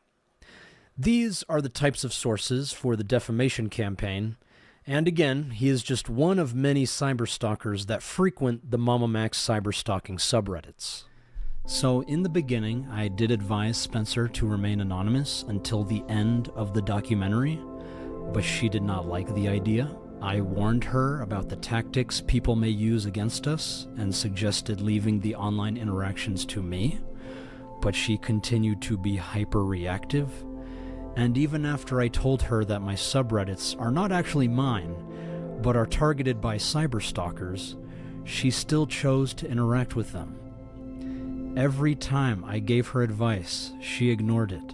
So she can blame me for people cyberstalking her, but you can't protect someone that isn't going to listen. So people are stalking me online, and wants me out because he's not making money off of me, but still wants to make money off of me. I never wanted to make money off of her. I even told her she didn't want to do the documentary, and I told her that's okay. Hey Spencer, your birthday is coming up later this month, and I'd like to take you back to Wiley to be... This motherfucker keeps every receipt since birth. He probably has like, he probably has his birth certificate. Usually our moms have our birth certificate. He probably has his birth certificate. This Max keeps every receipt that I mean, holy shit. Be with your family. While we're there, we should figure out the healthiest living situation for you. This current one isn't supporting the best lifestyle for any of us, and I don't want to add unnecessary pressure by pushing too hard or dealing with an eviction process. I still believe your story is incredibly important and should be shared with the world. I'd like to help you write a memoir about your experiences both in and out of the cult alongside finishing this documentary. Let me know what you think and if you have any questions. I guess I'll have to find housing for Belfie so I don't lose him for good. Anywhere I'd have to go, can't house him. And honestly, I'd rather not do the documentary or anything else regarding the cult. It's not good for my mental health and I don't ever want to be in the public eye again after what happened. We can care for Belf if needed. And I don't blame you, we don't have to do the documentary. Your health is priority. But later down the line when you're feeling better, you should absolutely consider writing a book. Your experiences are important and you're not alone. But still wants to make money off of me? He got me a dog. We'll come back to that. He got me a dog and had me move everything I owned to anchor me. Yeah, I did not want her to move everything to anchor her. I did not know she was bringing her entire life with her, and she spent a lot of money. I simply wanted to document her experience throughout this entire process. I figured out a foster for my dog until I can figure permanent housing out. So I offered to keep him because I love that guy. And she said it was the last resort. Hey Spencer, I'm sorry things didn't go as planned. The internet is a strange place these days, and I thought reaching out to the right people would make everything okay. What happened to us was really traumatizing, not gonna lie, and I know therapy will help both of us. I encourage you to take all the healthiest steps. I want to see you happy again. I think going home is the best choice for you.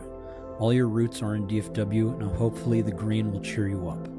Rest assured, Belf will always be yours, but we'll take good care of him if you need us to. I know things were tense at times living together, but I think time and space will help. You'll always have a friend in me, and if you ever want to talk, please reach out. I still believe you have an important story that needs to be heard, now more than ever. Get the recovery you deserve, but please don't ever give up. Thank you for being concerned about my mental well-being. I hope you are doing well, and if not, also seek the help that I am. I am currently seeking a home for Belfie, as him staying here would be last resort, and I would hate to burden you further with taking care of him. You are right, this is an important story, but at this time I think I need to put the project on hold as I try to work on myself. But my biggest issue is needing someone willing to drive the full 18 hours from Dallas to here and back. I have the U-Haul trailer figured out, but I'm panicked because if I don't get out after my dog leaves on the 15th, I'll be stuck here until after my birthday, and have no way to really feed myself. None of that is true. How would I get my stuff back? Pack a few suitcases for the trip. We'll leave on the 24th early in the morning. Once y'all figure out the permanent residence for you, I'll pay for a pod and load it up and send it to you. That sound good?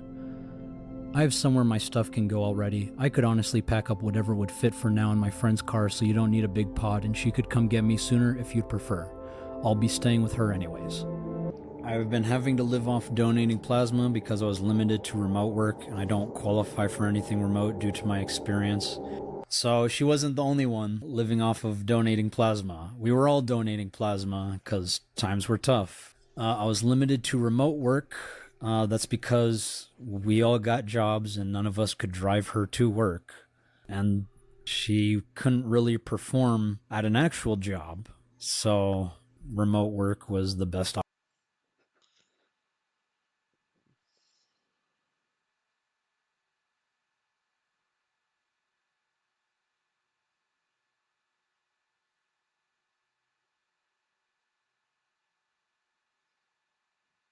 option for her. What the absolute hell did you send me? It's for AI training. It's legit, I promise. Dude, I don't have the brain capacity to answer everything at once. If this is the application, how hard is the job? Applications can be long, but the $20 an hour makes it worth the effort. I know you're capable of writing out complex ideas. I believe in you. I probably could if my mind didn't feel like a 50-car collision, but I don't have the mental energy for all that writing. If I did, I wouldn't have so many unfinished stories from the past 5 years sitting in my docs. I called more vape shops and sent my resume. Super proud of you for job searching. Just a heads up, we are about to be super busy with work, so carpooling will be less frequent, and a high-paying remote job would be best for you guys. More money means more chances to take care of your health, and better health will lead to an awesome life. This AI training job is a perfect opportunity. I know writing can be draining right now, but using your creative brain is like building a muscle. It gets easier and even feels empowering with enough time and effort. You might even get back to finish those stories, as you absolutely should. That's just my recommendation. I won't force it on you if you don't want it, but also don't give up so easily. I believe in you, but believing in yourself is what truly matters. So as you can see, she didn't even really want to try. He's not physically hurting me, but was withholding funds that were supposed to be mine since January. Saw me struggling to donate plasma just to feed my dog and myself. So the funds were meant for all of the survivors, not just for her. And after I discovered she was mishandling the money for her personal expenses, I took over as the financial manager. Also, she wanted to donate plasma. She was always asking us to take her to donate plasma. Even then, we never let Belf go hungry, whether or not she was paying for his food or not feeding him. Gaslights me and also tried to convince me to break up with Michael. I don't know what she means by gaslighting her, and I never tried to convince her to break up with her boyfriend. I was just asking her if she was in a healthy relationship, because by her own words, she has been in abusive relationships before. And as a friend, this current one didn't look that great, to me and pretty much everyone else. Mainly because he enables her self-isolation. She stayed in her room and talked to him 24/7. That looked very unhealthy to me. He had $5,000 that he was supposed to give back to me as funds for the survivors of the cult, but everyone else fucked off. I asked for the money every now and again, but his excuse was always something about bills. Yes, bills are real. I finally remembered again today, and he's taking $1,700 in expenses. And I told her I could itemize those expenses, but she said it was fine. Also, whatever happened to the $5,000 in survivor funds I sent back to you in January for the GoFundMe, it could really help me access better mental health treatment when I leave, as well as get me situated when I arrive, and possibly even a storage unit for my valuables so I don't have to worry about moving everything I own in the future if I don't need it. It would really make things 10 times easier. You still have $3,300 after expenses. All I ask is to give me time to send it. Is 5 payments of $660 per month okay? What expenses? Housing and utilities, Belf's property damage, the hitch, etc. Would you like me to provide an itemized breakdown? No, that's fine. Just wanted to double check. Could you possibly send that first payment before Belfie leaves so I can get him a bag of food for his trip? But I decided it was better to give the rest of the money to the other survivors because Spencer used the money for personal expenses. Hey, I'm in the ER right now and may be admitted. I really need that second payment by tomorrow, please. Hey Spencer, what are you in the ER for? Respiratory, came in last Monday too, but I've not improved. I wake up literally unable to breathe at all, and I'm now admitted, just waiting to be transferred, but I have 2 ER visits to pay off now. They're giving me magnesium right now. I'm really sorry to hear that, but I've already distributed the remaining funds to other survivors since it was meant for everyone. However, I can definitely send you some resources for financial assistance with medical bills if you'd like. No, you said you would be paying me $3,300. You don't get to go back on that after a little bit of time has passed. You do not get to make decisions about where the funds go without talking with me about it. You knew I needed therapy and agreed to payments. You need to honor that. I understand you're expecting payment, but after reviewing the contract, it's clear that the financial responsibilities weren't met, and the majority of the funds were used for your personal expenses. Unfortunately, since the documentary wasn't completed, you're not entitled to any remaining funds. If you're not interested in the medical resources I offered, I'm afraid there's nothing more I can do at this point. I hope things improve for you. So I just want to bring up the fact that she gets free therapy through an organization known as LifePath, plus her respiratory problems are caused by her own chronic smoking. Here's one out of many conversations we had regarding her smoking. Consulting for medical coding, but it's expensive. That's a job?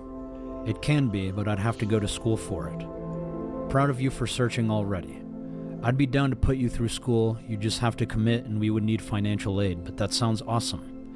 I agree. Do you know someone that can help forge me a high school diploma? I also need to figure out for sure what I'd want to do. Just get your GED. Committing crimes is only going to harm you in the long term. If you need help getting started, that's what I'm here for. Education will absolutely help in every area of your life. That just costs more time and money though. It's a very powerful investment that will help throughout your life. With that said, chronic marijuana use will hinder your learning significantly. So if you want to pursue that, then you'll have to find alternative forms of medication. Then education is out. I have no other form of pain relief that doesn't risk addiction. Okay. And I'd rather not be in pain than be book smart. Understood, but it's an option that I cannot recommend enough for positive long-term impact. Also, you don't have to completely quit to pursue education. I'm just personally recommending moderation if you do want to pursue education. But please don't give up on your education. You can do great things for the world, and that will only help accelerate you towards an incredible future. Okay, I'm done now. Sorry for the spam. If you make a post, please just don't name me, as people on Reddit are stalking me because of this YouTuber, and I don't want to add any fuel to their fire, but hey, even calling around means the world. I'm taking what I can get at this point. So I think Spencer was just trying to villainize me so people will feel more sorry for her and more inclined to help, but I did try my best to help her. Here's just one example where I'm trying to figure out what she needs. Do you want to go to the movies with us tonight? Can I let you know by 2 or so, having a bad pain flare-up? That's fine. Do you need anything for the pain? I took ibuprofen, but it doesn't help. It's your hip? Hip and lower back, locked and swollen. Do you want me to bring you an ice pack? It can reduce inflammation and alleviate pain. Ice makes mine worse, unfortunately. Also, I think maybe I should wait until next movie night. Aside from the hip pain, I just don't feel up to it since I've been cramping from the monostat. I'm sorry. Don't be sorry, you will be missed. Do you need to go to the hospital? The cramping is sadly normal with monostat. It's also caused bleeding, but I should be fine. Okay, stay strong. So, I did not want to believe it, but it has become clear to me now that Spencer is dishonest. While making these allegations, she acted nice towards me, and I genuinely thought we were friends this whole time. You'll see here, when I found out about the allegations, I thought she was being impersonated. No, someone shared my post about needing help to send Belfie to North Carolina for his foster and training, and she was under the assumption it was something like that, so called it a domestic situation. I corrected her, but I guess Reddit saw before that and ran with it as she got a message from a backdated FB profile with AI-generated profile pictures saying this shit. I see. Would you be okay to put out a statement on your YouTube? Just letting everyone know you're okay. You don't have to be specific unless you want to. I'd rather not, as it'll only fuel them more. They don't care, they just want to speculate. Someone on my friends list is doing this as the messages mention my cooking from when I moved in, and I just want to disappear from the internet altogether now. I spent too much energy panicking about it last night, and I can't afford to put any more into it. She did not tell me about it, by the way. I say something, they'll probe harder, and I don't want my family more at risk than they already are. I'm sorry. I felt she was lying to me, so I sent her a picture of the message from the person who made the Facebook post asking for the donations. And I've talked to her a lot. She told me she was in a domestic violence situation, she's been starving off and on for a long time and needs to get home. So, I don't know. I think she's struggling and trying to get out of a situation. I never told anyone there was domestic violence. I never once said that. I was struggling because my mental health was faltering and I couldn't afford food for a long time. Again, this is misconstrued. I already explained what I told her. She chose to use those words, and again, I tried correcting her when I found out, as I didn't know that's what she assumed. Okay, well, in these situations, it's best to put out a brief written statement to correct the narrative. If you don't want to, then you don't have to. But keeping me from speaking up for myself is only going to cause more problems. Staying silent is what destroyed us, and this will blow up regardless. And it did. I've already been discharged from my volunteer work because of this shit, and I'd rather not lose more. How do you want to proceed? This next message she sends is one of the most disrespectful and ignorant things I've ever read, so I'm going to stop every now and then to reply to what she's saying. You can't put out a fire with a fire. So I never ask her to put out a fire with a fire. I just ask her to make a statement that she is okay and none of the rumors are true. But I didn't realize until later that she wanted people to believe I am a bad person who is starving her and domestically abusing her. And at this point, maybe it's better not to work with kids if you know people are going to do shit like that.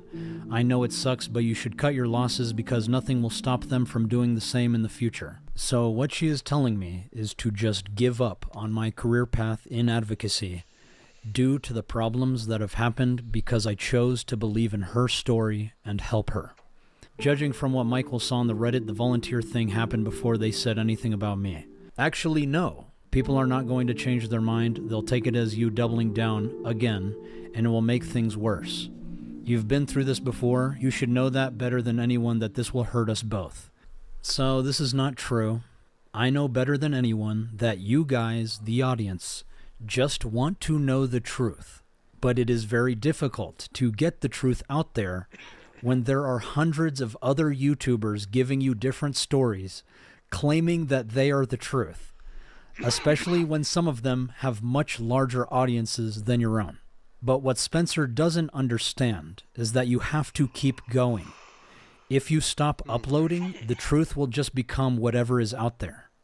If you ignore them, they will go away, but you have to give that time. You're always so impatient to put something out the moment someone says something.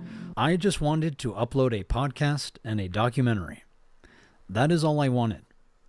And after waiting almost a year, I felt it was time to start uploading again. Apparently that makes me so impatient to get something out there, I guess. Let them have baseless claims. You can find better sources of income.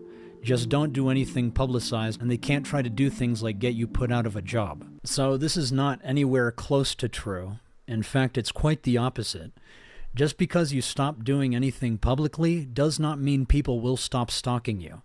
In fact, it makes it worse because the stalkers are empowered by your silence. The only way to stop stalkers is to shine a light on them by reporting them to the police, telling your local community, and informing your social media that you are being stalked, which is also what you have been doing.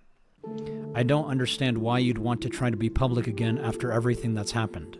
If it's as traumatizing for you as you said, you wouldn't keep adding fuel like this because, like it or not, that's what you'll be doing. I can't believe she would say something like this, being that people were harassing her, saying if she was actually as traumatized by the events of her own life as much as she claims, she wouldn't keep talking about it online. She is using the exact same victim-blaming logic that was used against her to try and keep me from using my platform and my voice. If you say something about the woman, you'd be putting her at risk of harassment too, and that's the last thing she needs. They found her easily. So at no point do I say we need to mention that woman that made the post. The one who is responsible for all of this is you, Spencer. I don't care what the internet has to say, and after what they did to you, you shouldn't either. This is trivial in the grand scheme of things, and I want zero part, zero mention. I don't exist in this BS internet world anymore. So at first, I wanted to respect her privacy. I don't even feel good about exposing her like this, and that is why I've chosen to be silent for so long, even after she continually makes claims that blow up. All they want to do is hurt people. I know you know it's true. There are some people who want to hurt people, and there are a lot of them on that subreddit that I tried warning her about, but most people just want to understand what is going on. And when you do things like make inflammatory allegations, they are going to want to know what is true and what is not about what you said. And if you don't get the message out there, someone else will. Please understand that this isn't just about you, and you need to do what's best for everyone in this situation. And what's best is to not egg it on. On the contrary, Spencer, you need to understand that this isn't just about you.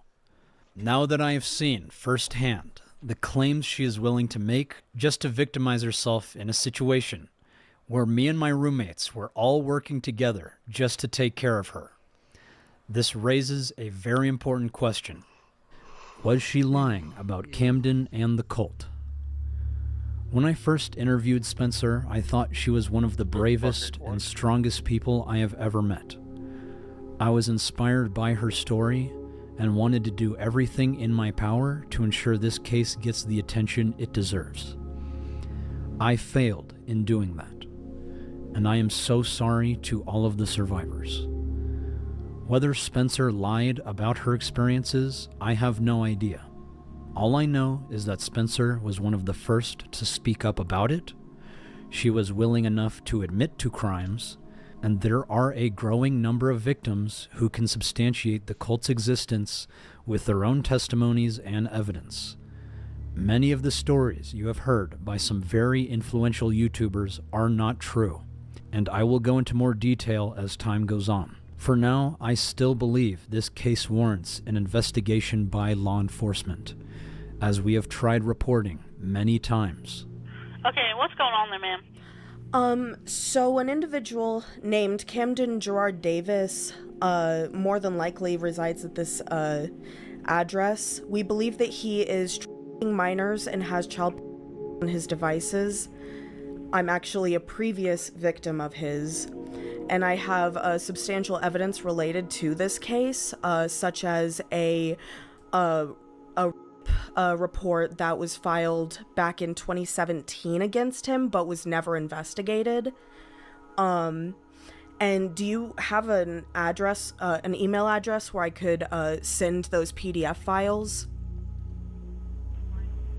I'll have to put you through to a deputy in order to do that, ma'am. What's your phone number? But from what I have heard, nothing has been done. Regardless, I still hope Spencer and the rest of the survivors find justice one day.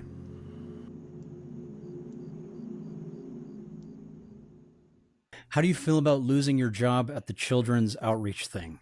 So for those of you that don't know, I was volunteering with an organization known as CASA, Court-Appointed Special Advocates for Children. It is a great organization that teaches people how to advocate for children in the United States legal system as a guardian ad litem. You are essentially a free social worker who interviews children, their families, teachers, doctors, and everyone who has information on the child's life in order to serve their best interests in a court of law. I highly recommend volunteering if you are interested in children's advocacy or the legal system.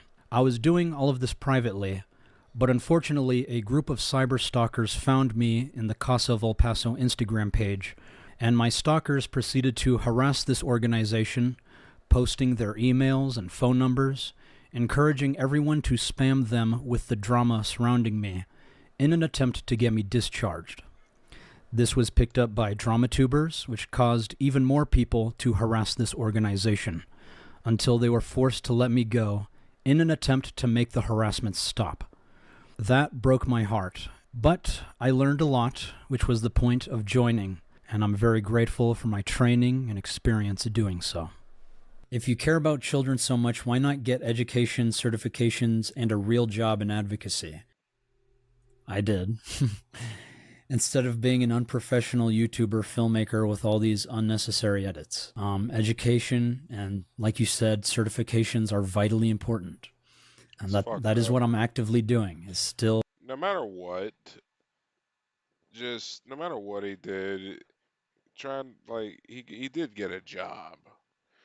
You know what I mean? He did actually try to get work, but then you're gonna try to fucking get him fired at every job he gets. It's like, it's fucked up.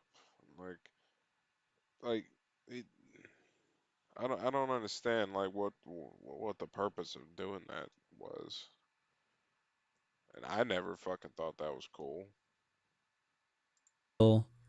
Seeking education. I don't want to just be a YouTuber the rest of my life. I would like to resolve all of this online stuff first, since clearly I cannot just go get a job without people harassing wherever I'm working. How much money do you plan to donate to the charity you posted? If I donate, will you match? I'll actually match the current amount of donations. If you want to donate, you can match my donation. But moreover, I think the people who covered this video and did not donate any of their ad revenue to this organization should match my donation. Because these people talk, but they hardly ever put their money where their mouth is. I seem to be the only one doing that. Do you really think you can return to this content after getting exposed for faking most of your career? I would barely trust you to do scented candle reviews. That's really funny. Maybe I should do that. Scented candle reviews. Could it just be that I'm being honest and people are still saying it's a lie? Is that possible? I guess not. I guess I'm always a liar. But if I'm always a liar, then that was a lie. This is the difficulty of being defamed, because no one's going to believe what you have to say. Everyone's going to think you're the fraud, manipulating, lying piece of shit that everyone's calling you. And it's an uphill battle. There's a great quote. It's easier to fool people than to convince them that they have been fooled. So, yeah. It's going to be an uphill battle for me. But I think I've figured out the right way to go about all of this. Lilac and gooseberries. 9 out of 10. Maybe next time be the vigilante and go after them since you got the sources instead of role-playing justice. Justice is very difficult. I can do my best. I can show what is happening on these platforms like IMVU. I can document all of the recorded evidence of my interactions with these predators and send it to my people who upload it to these mega drives. We all collaborate on sending this information to law enforcement. And when nothing is done, we make a video about it on YouTube showing what these predators did. I know a lot of people are blaming me for the predators not getting arrested, but I am not an officer of the law. I'm not a judge. We have to look to the mechanisms that are enabling predators to walk free and the mechanisms that prevent children from reporting crimes. These are the real issues here.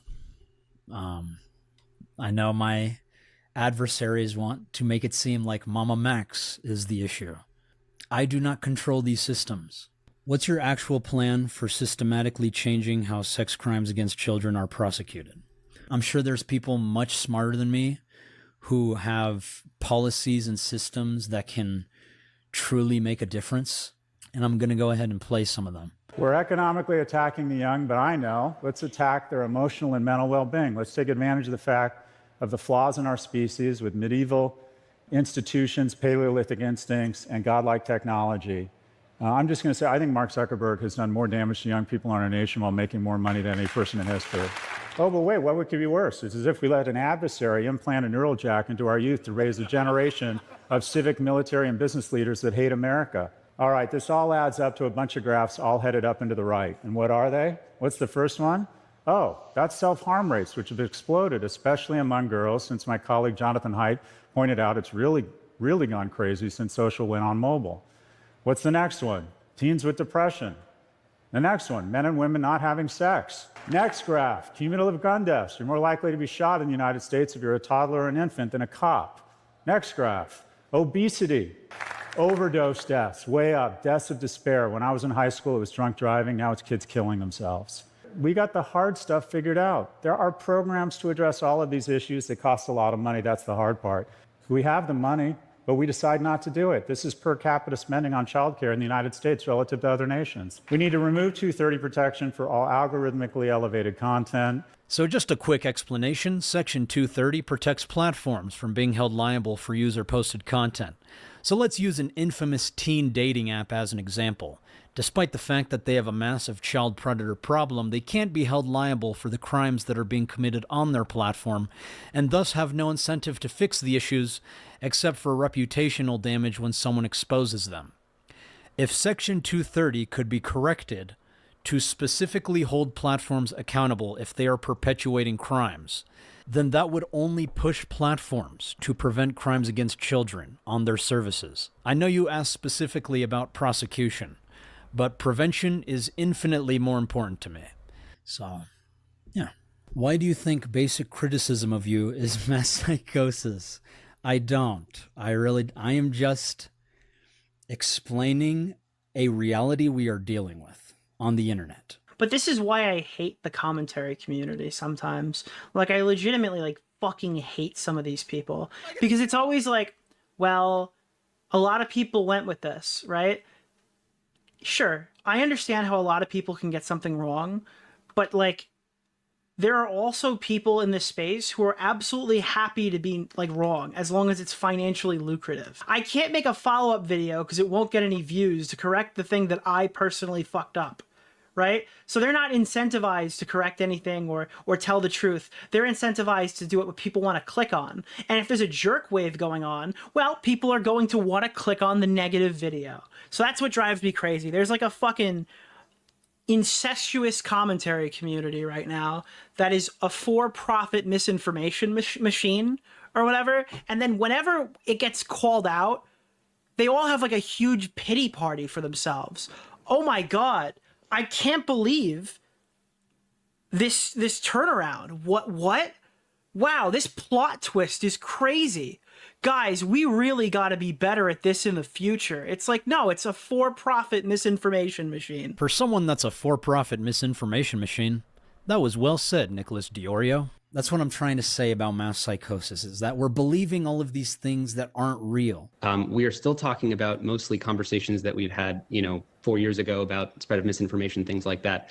The rate and acceleration of new kinds of threats, new kinds of issues, the growth rate of that is growing far faster than the growth rate of our capacity to mitigate or respond to those threats.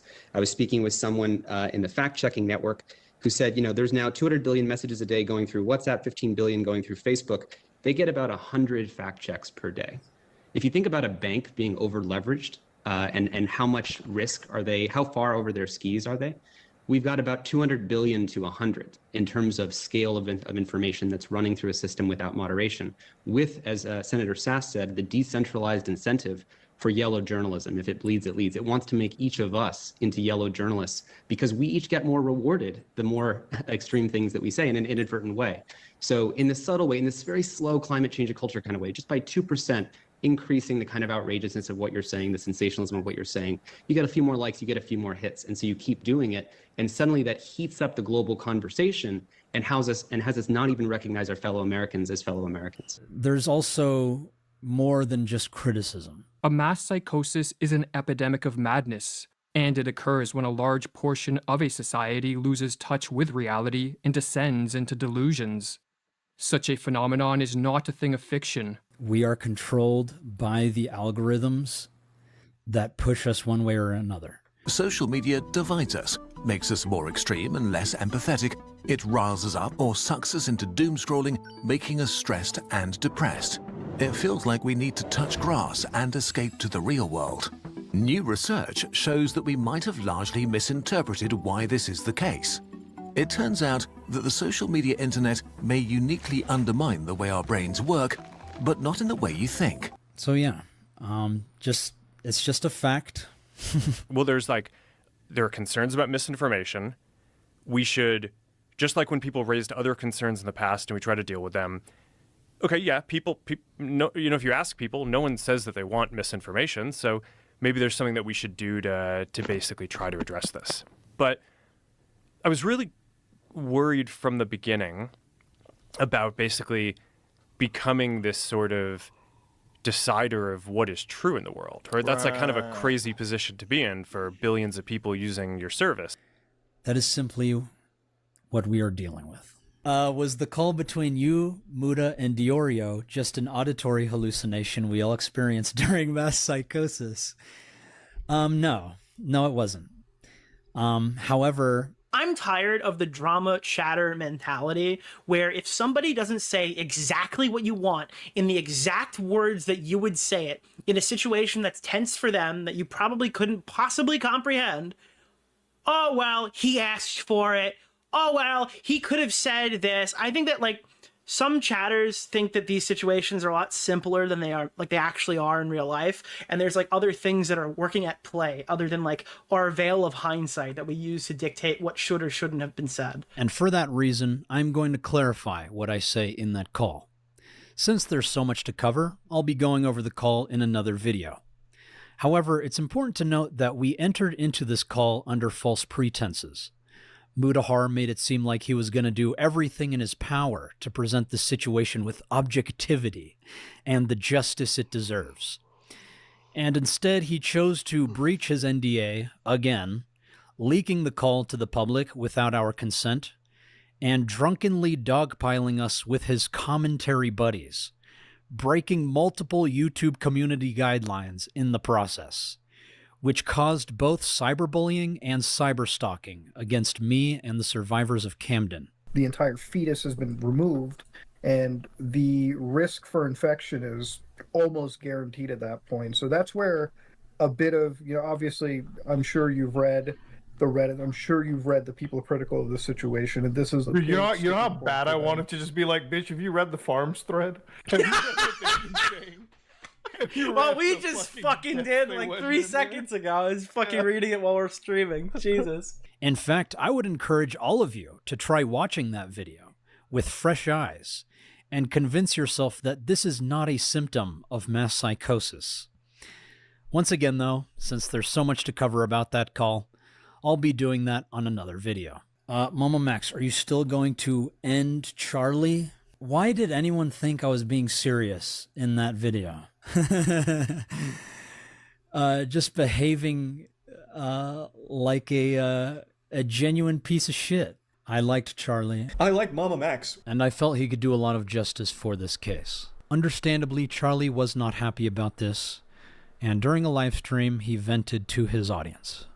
We talked like a month ago about like what he was working on in his investigation. And then apparently when I had COVID, he messaged me a couple times and I never saw it. And now he's taken that as me ghosting him and ignoring his very important mission. And it really rubs me the wrong way. Instead of just he jumping to the most extreme possible explanation for me not seeing it, which is really fucking cringe. That did make me upset. There. Yeah, that really rubbed me the wrong way. I had COVID, and I barely used Discord in the first place. It was a miracle I ever even saw his message to begin with.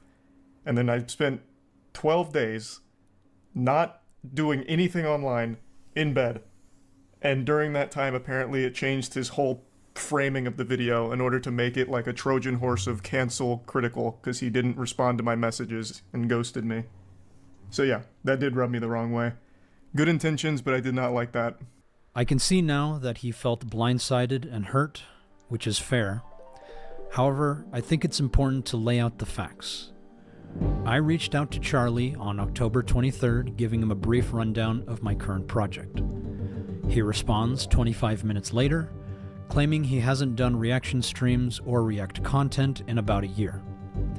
I respond 5 minutes later that he doesn't need to react to my video, but I would like to invite him to our group chat with other influencers so we can establish a direct line of communication between everyone involved about my project in case anyone has any questions or concerns once everything goes down. He doesn't reply, so I follow up with him the next day, apologizing for my sense of urgency, but I truly felt this project warrants his attention given what the survivors have told me.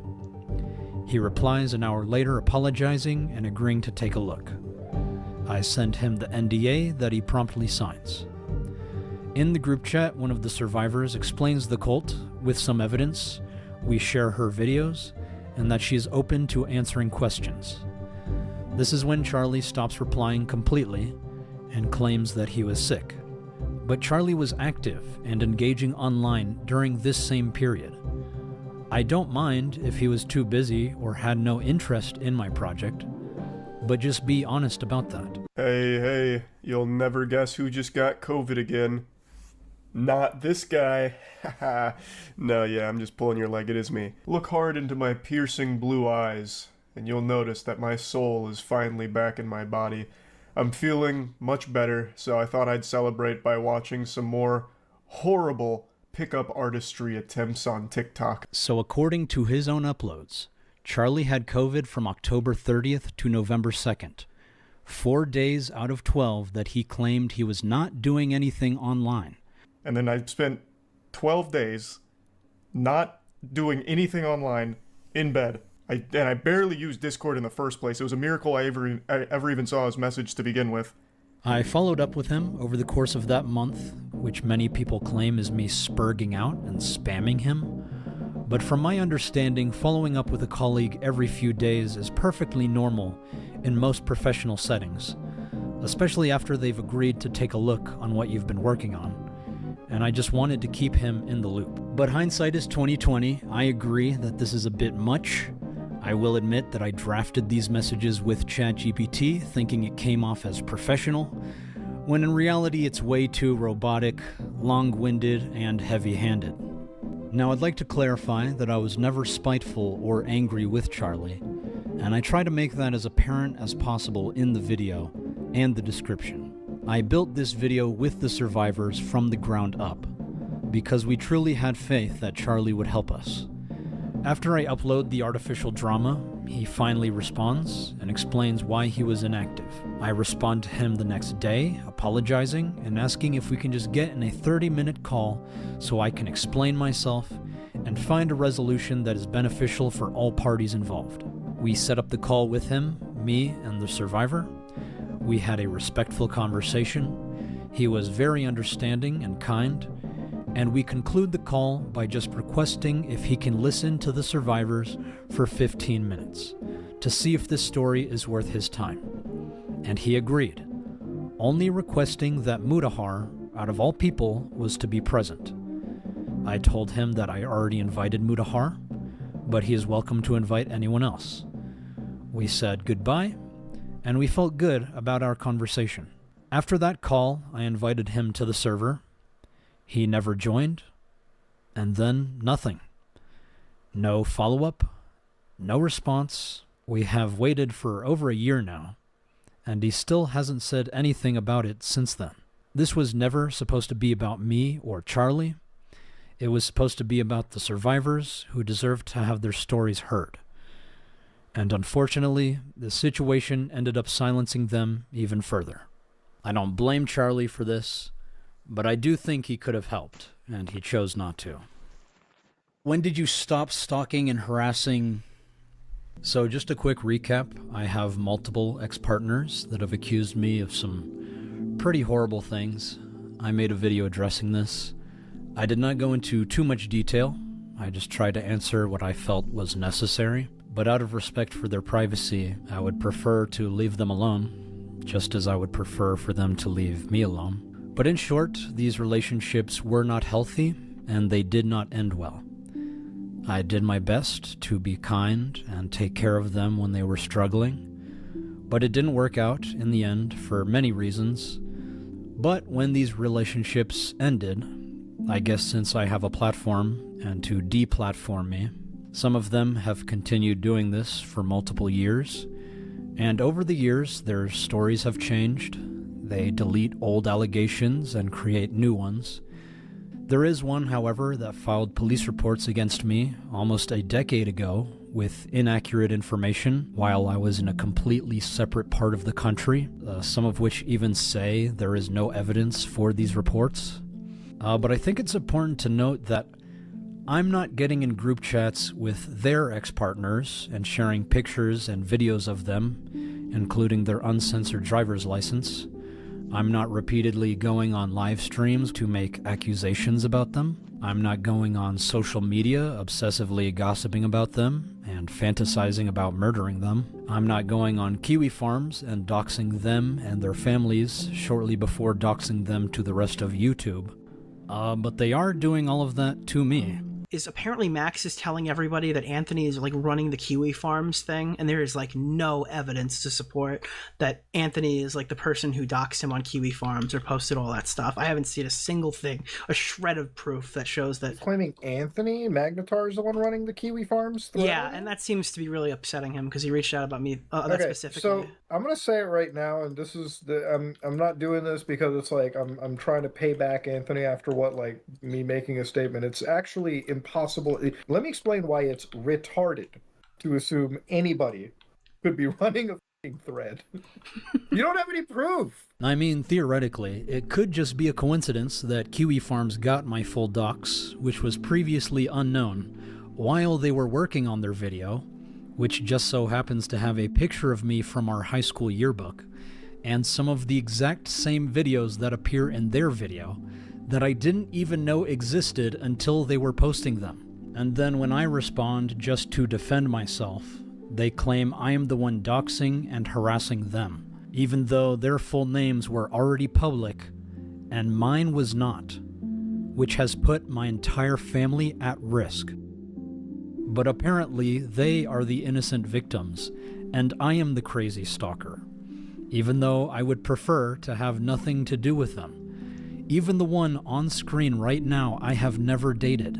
I have not even seen her since high school over 10 years ago, and she is still somehow following me and talking about me, and it is very disturbing. I have dated plenty of women that don't do this, but these few still do. So I'm not really sure what one is supposed to do at this point. If I make videos on each of them and go into excruciating detail about my side, I would be putting them at risk of harassment, which I do not want. But if I don't say anything and let them keep following me and talking about me, they're just gonna keep ruining my life and people are gonna think I'm hiding something. So I just decided to report them to the police and document any further harassment. Do you wipe or just let it crust? Bidet all the way. How many drugs are you on right now? I'm caffeinated, so 1. Where did you get the audacity? Sourceforge.net? When will you delete your channel? Probably never. Why are you back? Get off the internet. It's probably healthier for all of us to get off the internet. And yet we're all still here, sadly. Why are you so weird, bro? I don't know. I don't know how to answer that. Maybe if you could divulge a little bit, I could answer better. If you mean personality-wise, it might have to do with my autism. I do have ASD. If you mean my content, why is my content so weird? I don't know. On YouTube, it felt right to be a little performative. But I can see retrospectively that people see it as cringe or like unhinged, as a lot of people call it. It's just like, I don't know. I thought we were here to perform and make weird art projects. I didn't know that we just had to be, you just have to be yourself. Did you have a nervous breakdown? But seriously, did I? I don't think so. I know people are calling my my Mommy Z skit mental breakdown to make me look insane. But that's the character. I'm playing a commentary channel that thinks he's better than everybody else. Like you could literally, like I start the entire skit with like an unhinged. I thought that would get the message across. I guess not though. Just to note, he's deleting comments, even though I'm just tuning into this video. I asked about the multiple documentaries and the events that we all watched happen, and poof. So YouTube has this thing where it deletes comments on its own. That could be what's happening here. He's deleting replies. If I was deleting replies, wouldn't you think I would also be deleting people saying I'm deleting replies? It's just funny. People could just accuse me of something I've never done and just people believe it. But I guess that's the internet for you. Why do so many feel like you owe them something? You deserve to be and do whatever it is that you love. People are too judgmental. Please continue to be who you are. You're the first video I watched today. As soon as I looked at my phone this morning, all you can do is try. Upload video. Those that have always believed in what you're doing will be here for you. That is really...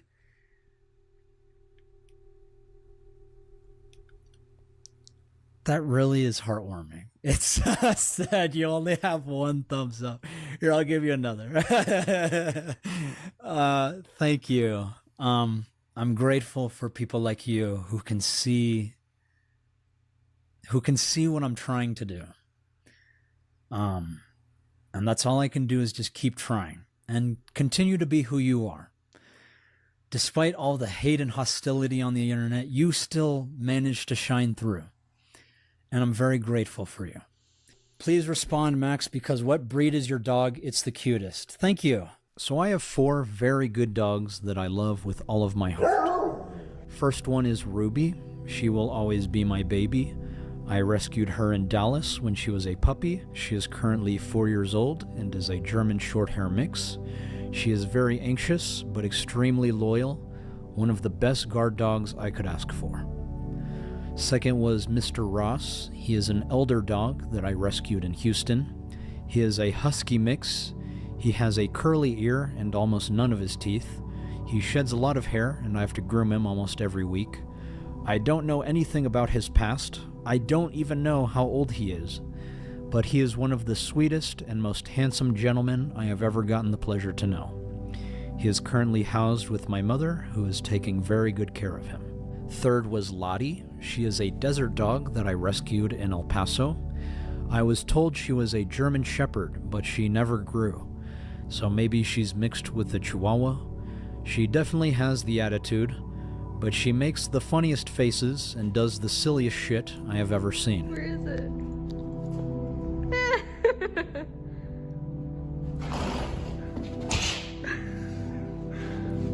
But don't let her size fool you, because she's the most dominant.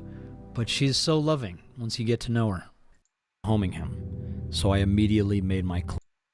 I felt obligated to honor our original agreement, and I let her take him.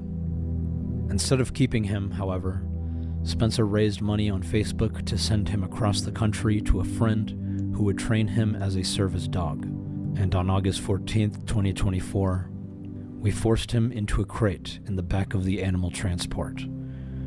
I said my final goodbye, my heart breaking as I watched him disappear. This felt like the worst thing I had ever done in my entire life. I raised Belfgor as if he were my own. This was his home. Now, confused and terrified, he was being ripped away from everything he knew and loved. I could only imagine his fear and discomfort during those 3 long days of travel. When he finally arrived at his destination, I tried to make peace with the fact that his life was no longer in my hands. But as time passed, Spencer stopped updating us about him. Days turned into weeks, then months, and my worry grew into despair. I missed him terribly and had no idea how he was even doing. Then one day, I noticed that a survivor of Camden, and the very same dog trainer now caring for Belfgor, was online. I reached out. Hey, how's Belfgor doing?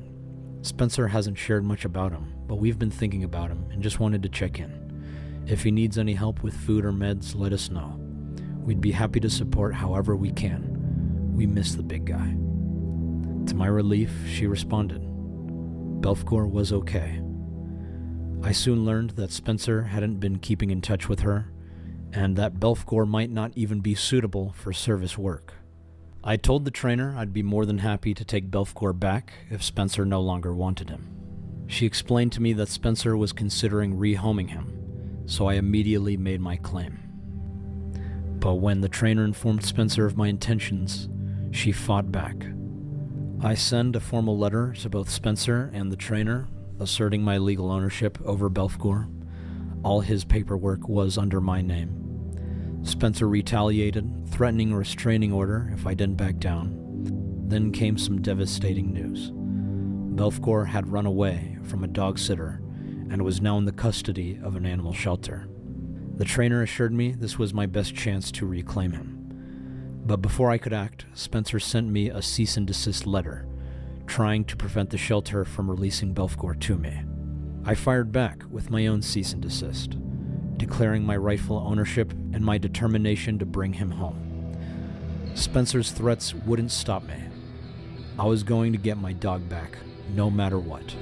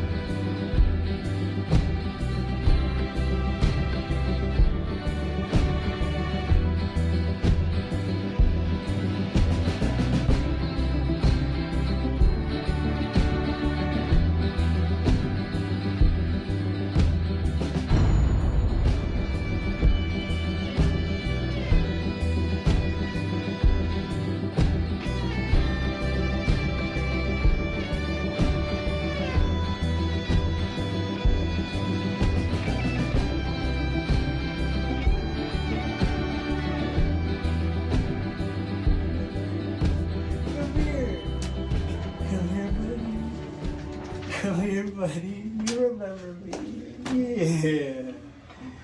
Yeah. Oh, I missed you, buddy. I missed you, buddy. Oh, good boy.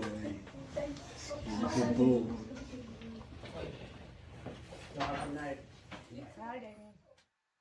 I am beyond happy right now. Wow. He recognized me out here. I wish I had recorded it. And he's not in great shape either. Like he looks really hungry. Happy boy, happy boy. No, buddy, no, buddy.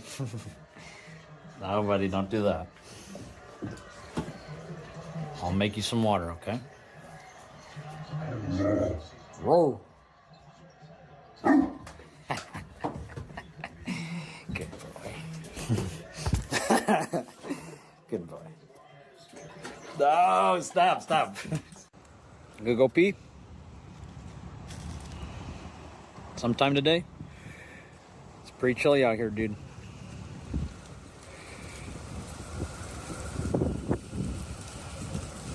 Let's get it going, okay?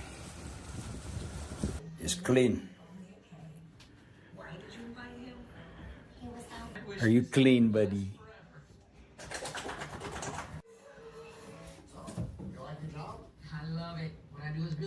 No, bud. What the fuck is that?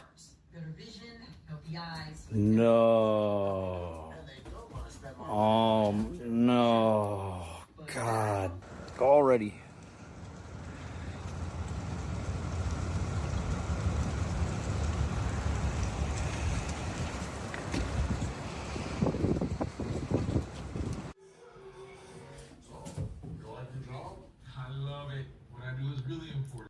Good morning, Belf. Good boy. Hey there. Hey, bud. Good boy.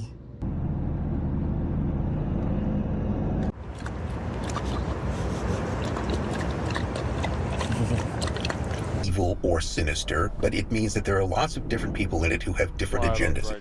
Just waiting for him to poop. Exactly why I don't drink. Good boy.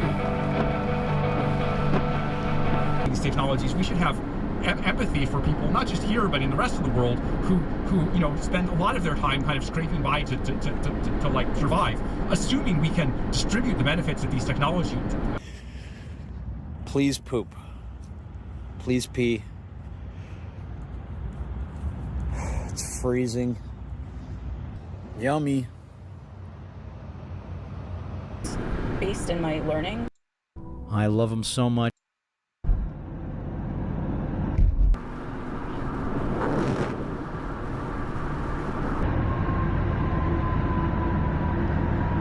Hey, dogs.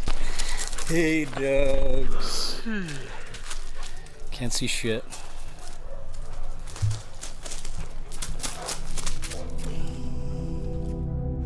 So to finish answering your question, Belfgor is a Great Dane Labrador mix. He's just over 100 pounds of love and affection. He enjoys going on car rides, as long as he's not cramped in a small crate with over 1,000 miles of driving. And he's been making a lot of friends at the local dog park. He's super strong and can fuck shit up like nobody's business, but after some training, he's been a gentle giant ever since. I love him so much, and I'm beyond grateful to have him back home. I'm so grateful for all of you who believed in me and waited patiently for me to give my side. But I don't blame you if you believed in all of the rumors. There's a lot of effective storytellers here on YouTube, and it's actually quite impressive how many theories can revolve around me when I really don't think I'm that interesting. But it's kind of cool, I guess, to have some level of infamy. I'm sure you guys have thousands of more questions now, but don't worry, this video is only the first of a much larger project. And there's a lot of shit to clean up. You know, some people like to make up shit. Some people like to shit on other people. Some people like to bury their shit. But me, I just want to clean up all this shit, because there's a lot of shit out there. Thank you all so much for watching the video, and I'll be seeing you very soon. Toodles.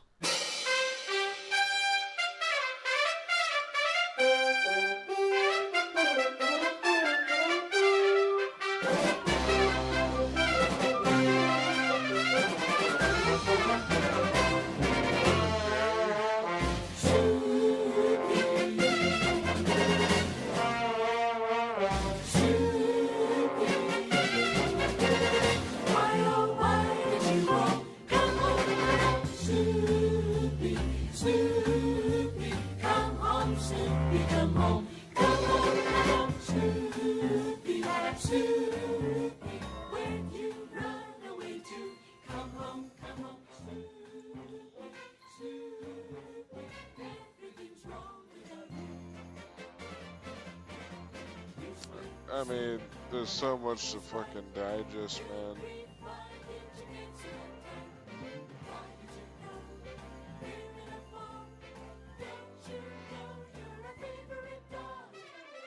No matter how you look at it, the plot just thickens so fucking much.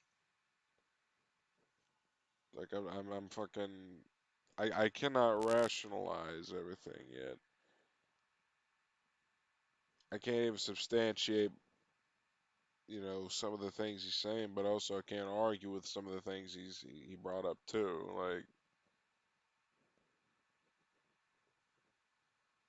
I think he just made a hell of a first opening move.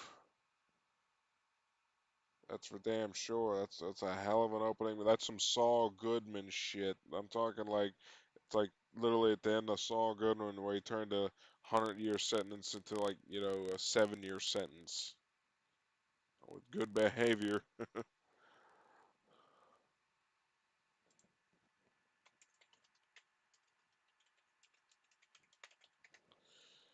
There's only one thing to play after that.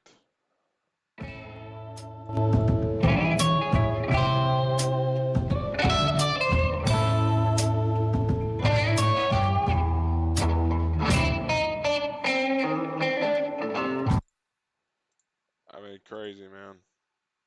That's crazy. Well, let's see what happens next in the Mamamax saga. My feelings on it are that, I mean, I gotta digest it, man. I really gotta digest it.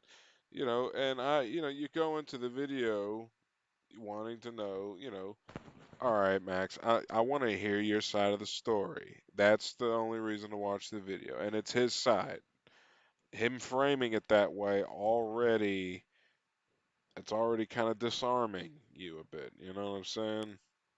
Like, hey, if you want to know my side, there it is. I mean, fuck, man, 2.5 hours.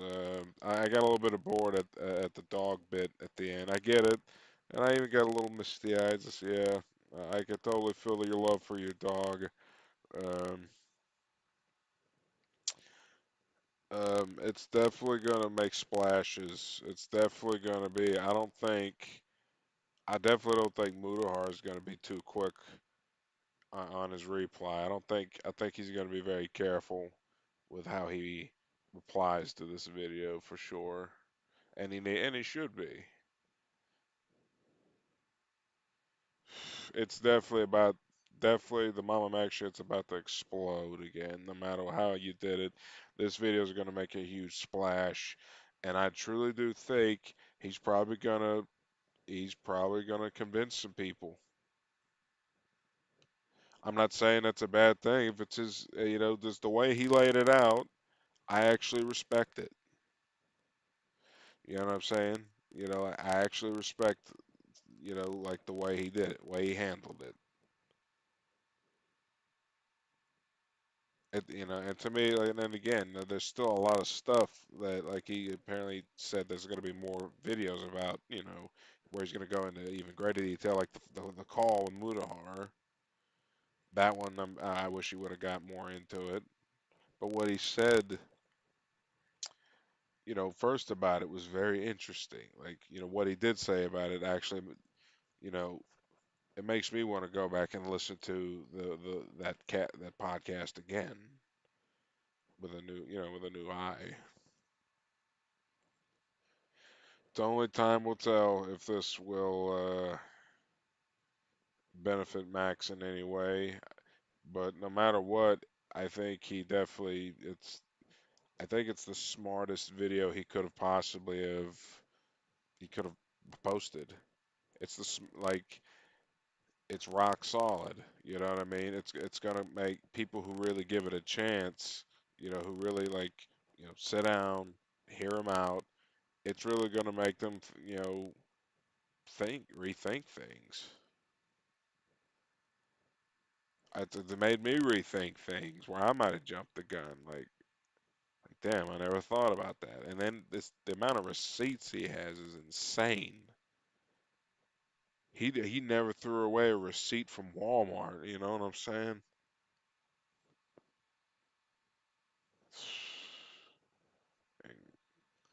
Um, I definitely want to see how it plays out. And to be, you know, I'm not gonna say make any personal judgments on it just yet. I will say this: if it continue, if the information it continues to come out, more will come out. Max has always had you know, so many cards in his deck that we never considered. Well, what about his receipts? What about his conversations that he had with these people? And it's like, I don't know why he wouldn't have done it sooner though. That's a good question. Why wouldn't you have done it sooner? Maybe it's because to be fair, it did get like explosive nuclear amount of heat on him. Just like he was when you got people literally like, calling your where you work at and trying to get you fired, you know what I mean? That's a scary. That's a scary thing. So basically he's saying he had no choice but to make this video. And maybe that's true. I do appreciate some of the moments of humility. Like I want to see more though. I want to see more you going into what you did wrong because you did do some things wrong that I think you should get into. Not as like as a a cause to like keep beating you over the head with it, but just you acknowledge it was wrong, and then we can move on. And I did get a lot of that in this video. I did get a lot of, you know, it feels like very honest. I don't know if I'd put it on the level of pro Jared, you know, you know, Uno reverse card yet, because apparently there's more to come. But it's a great opening move. I will say that. It's a great opening move. And let's just see what happens.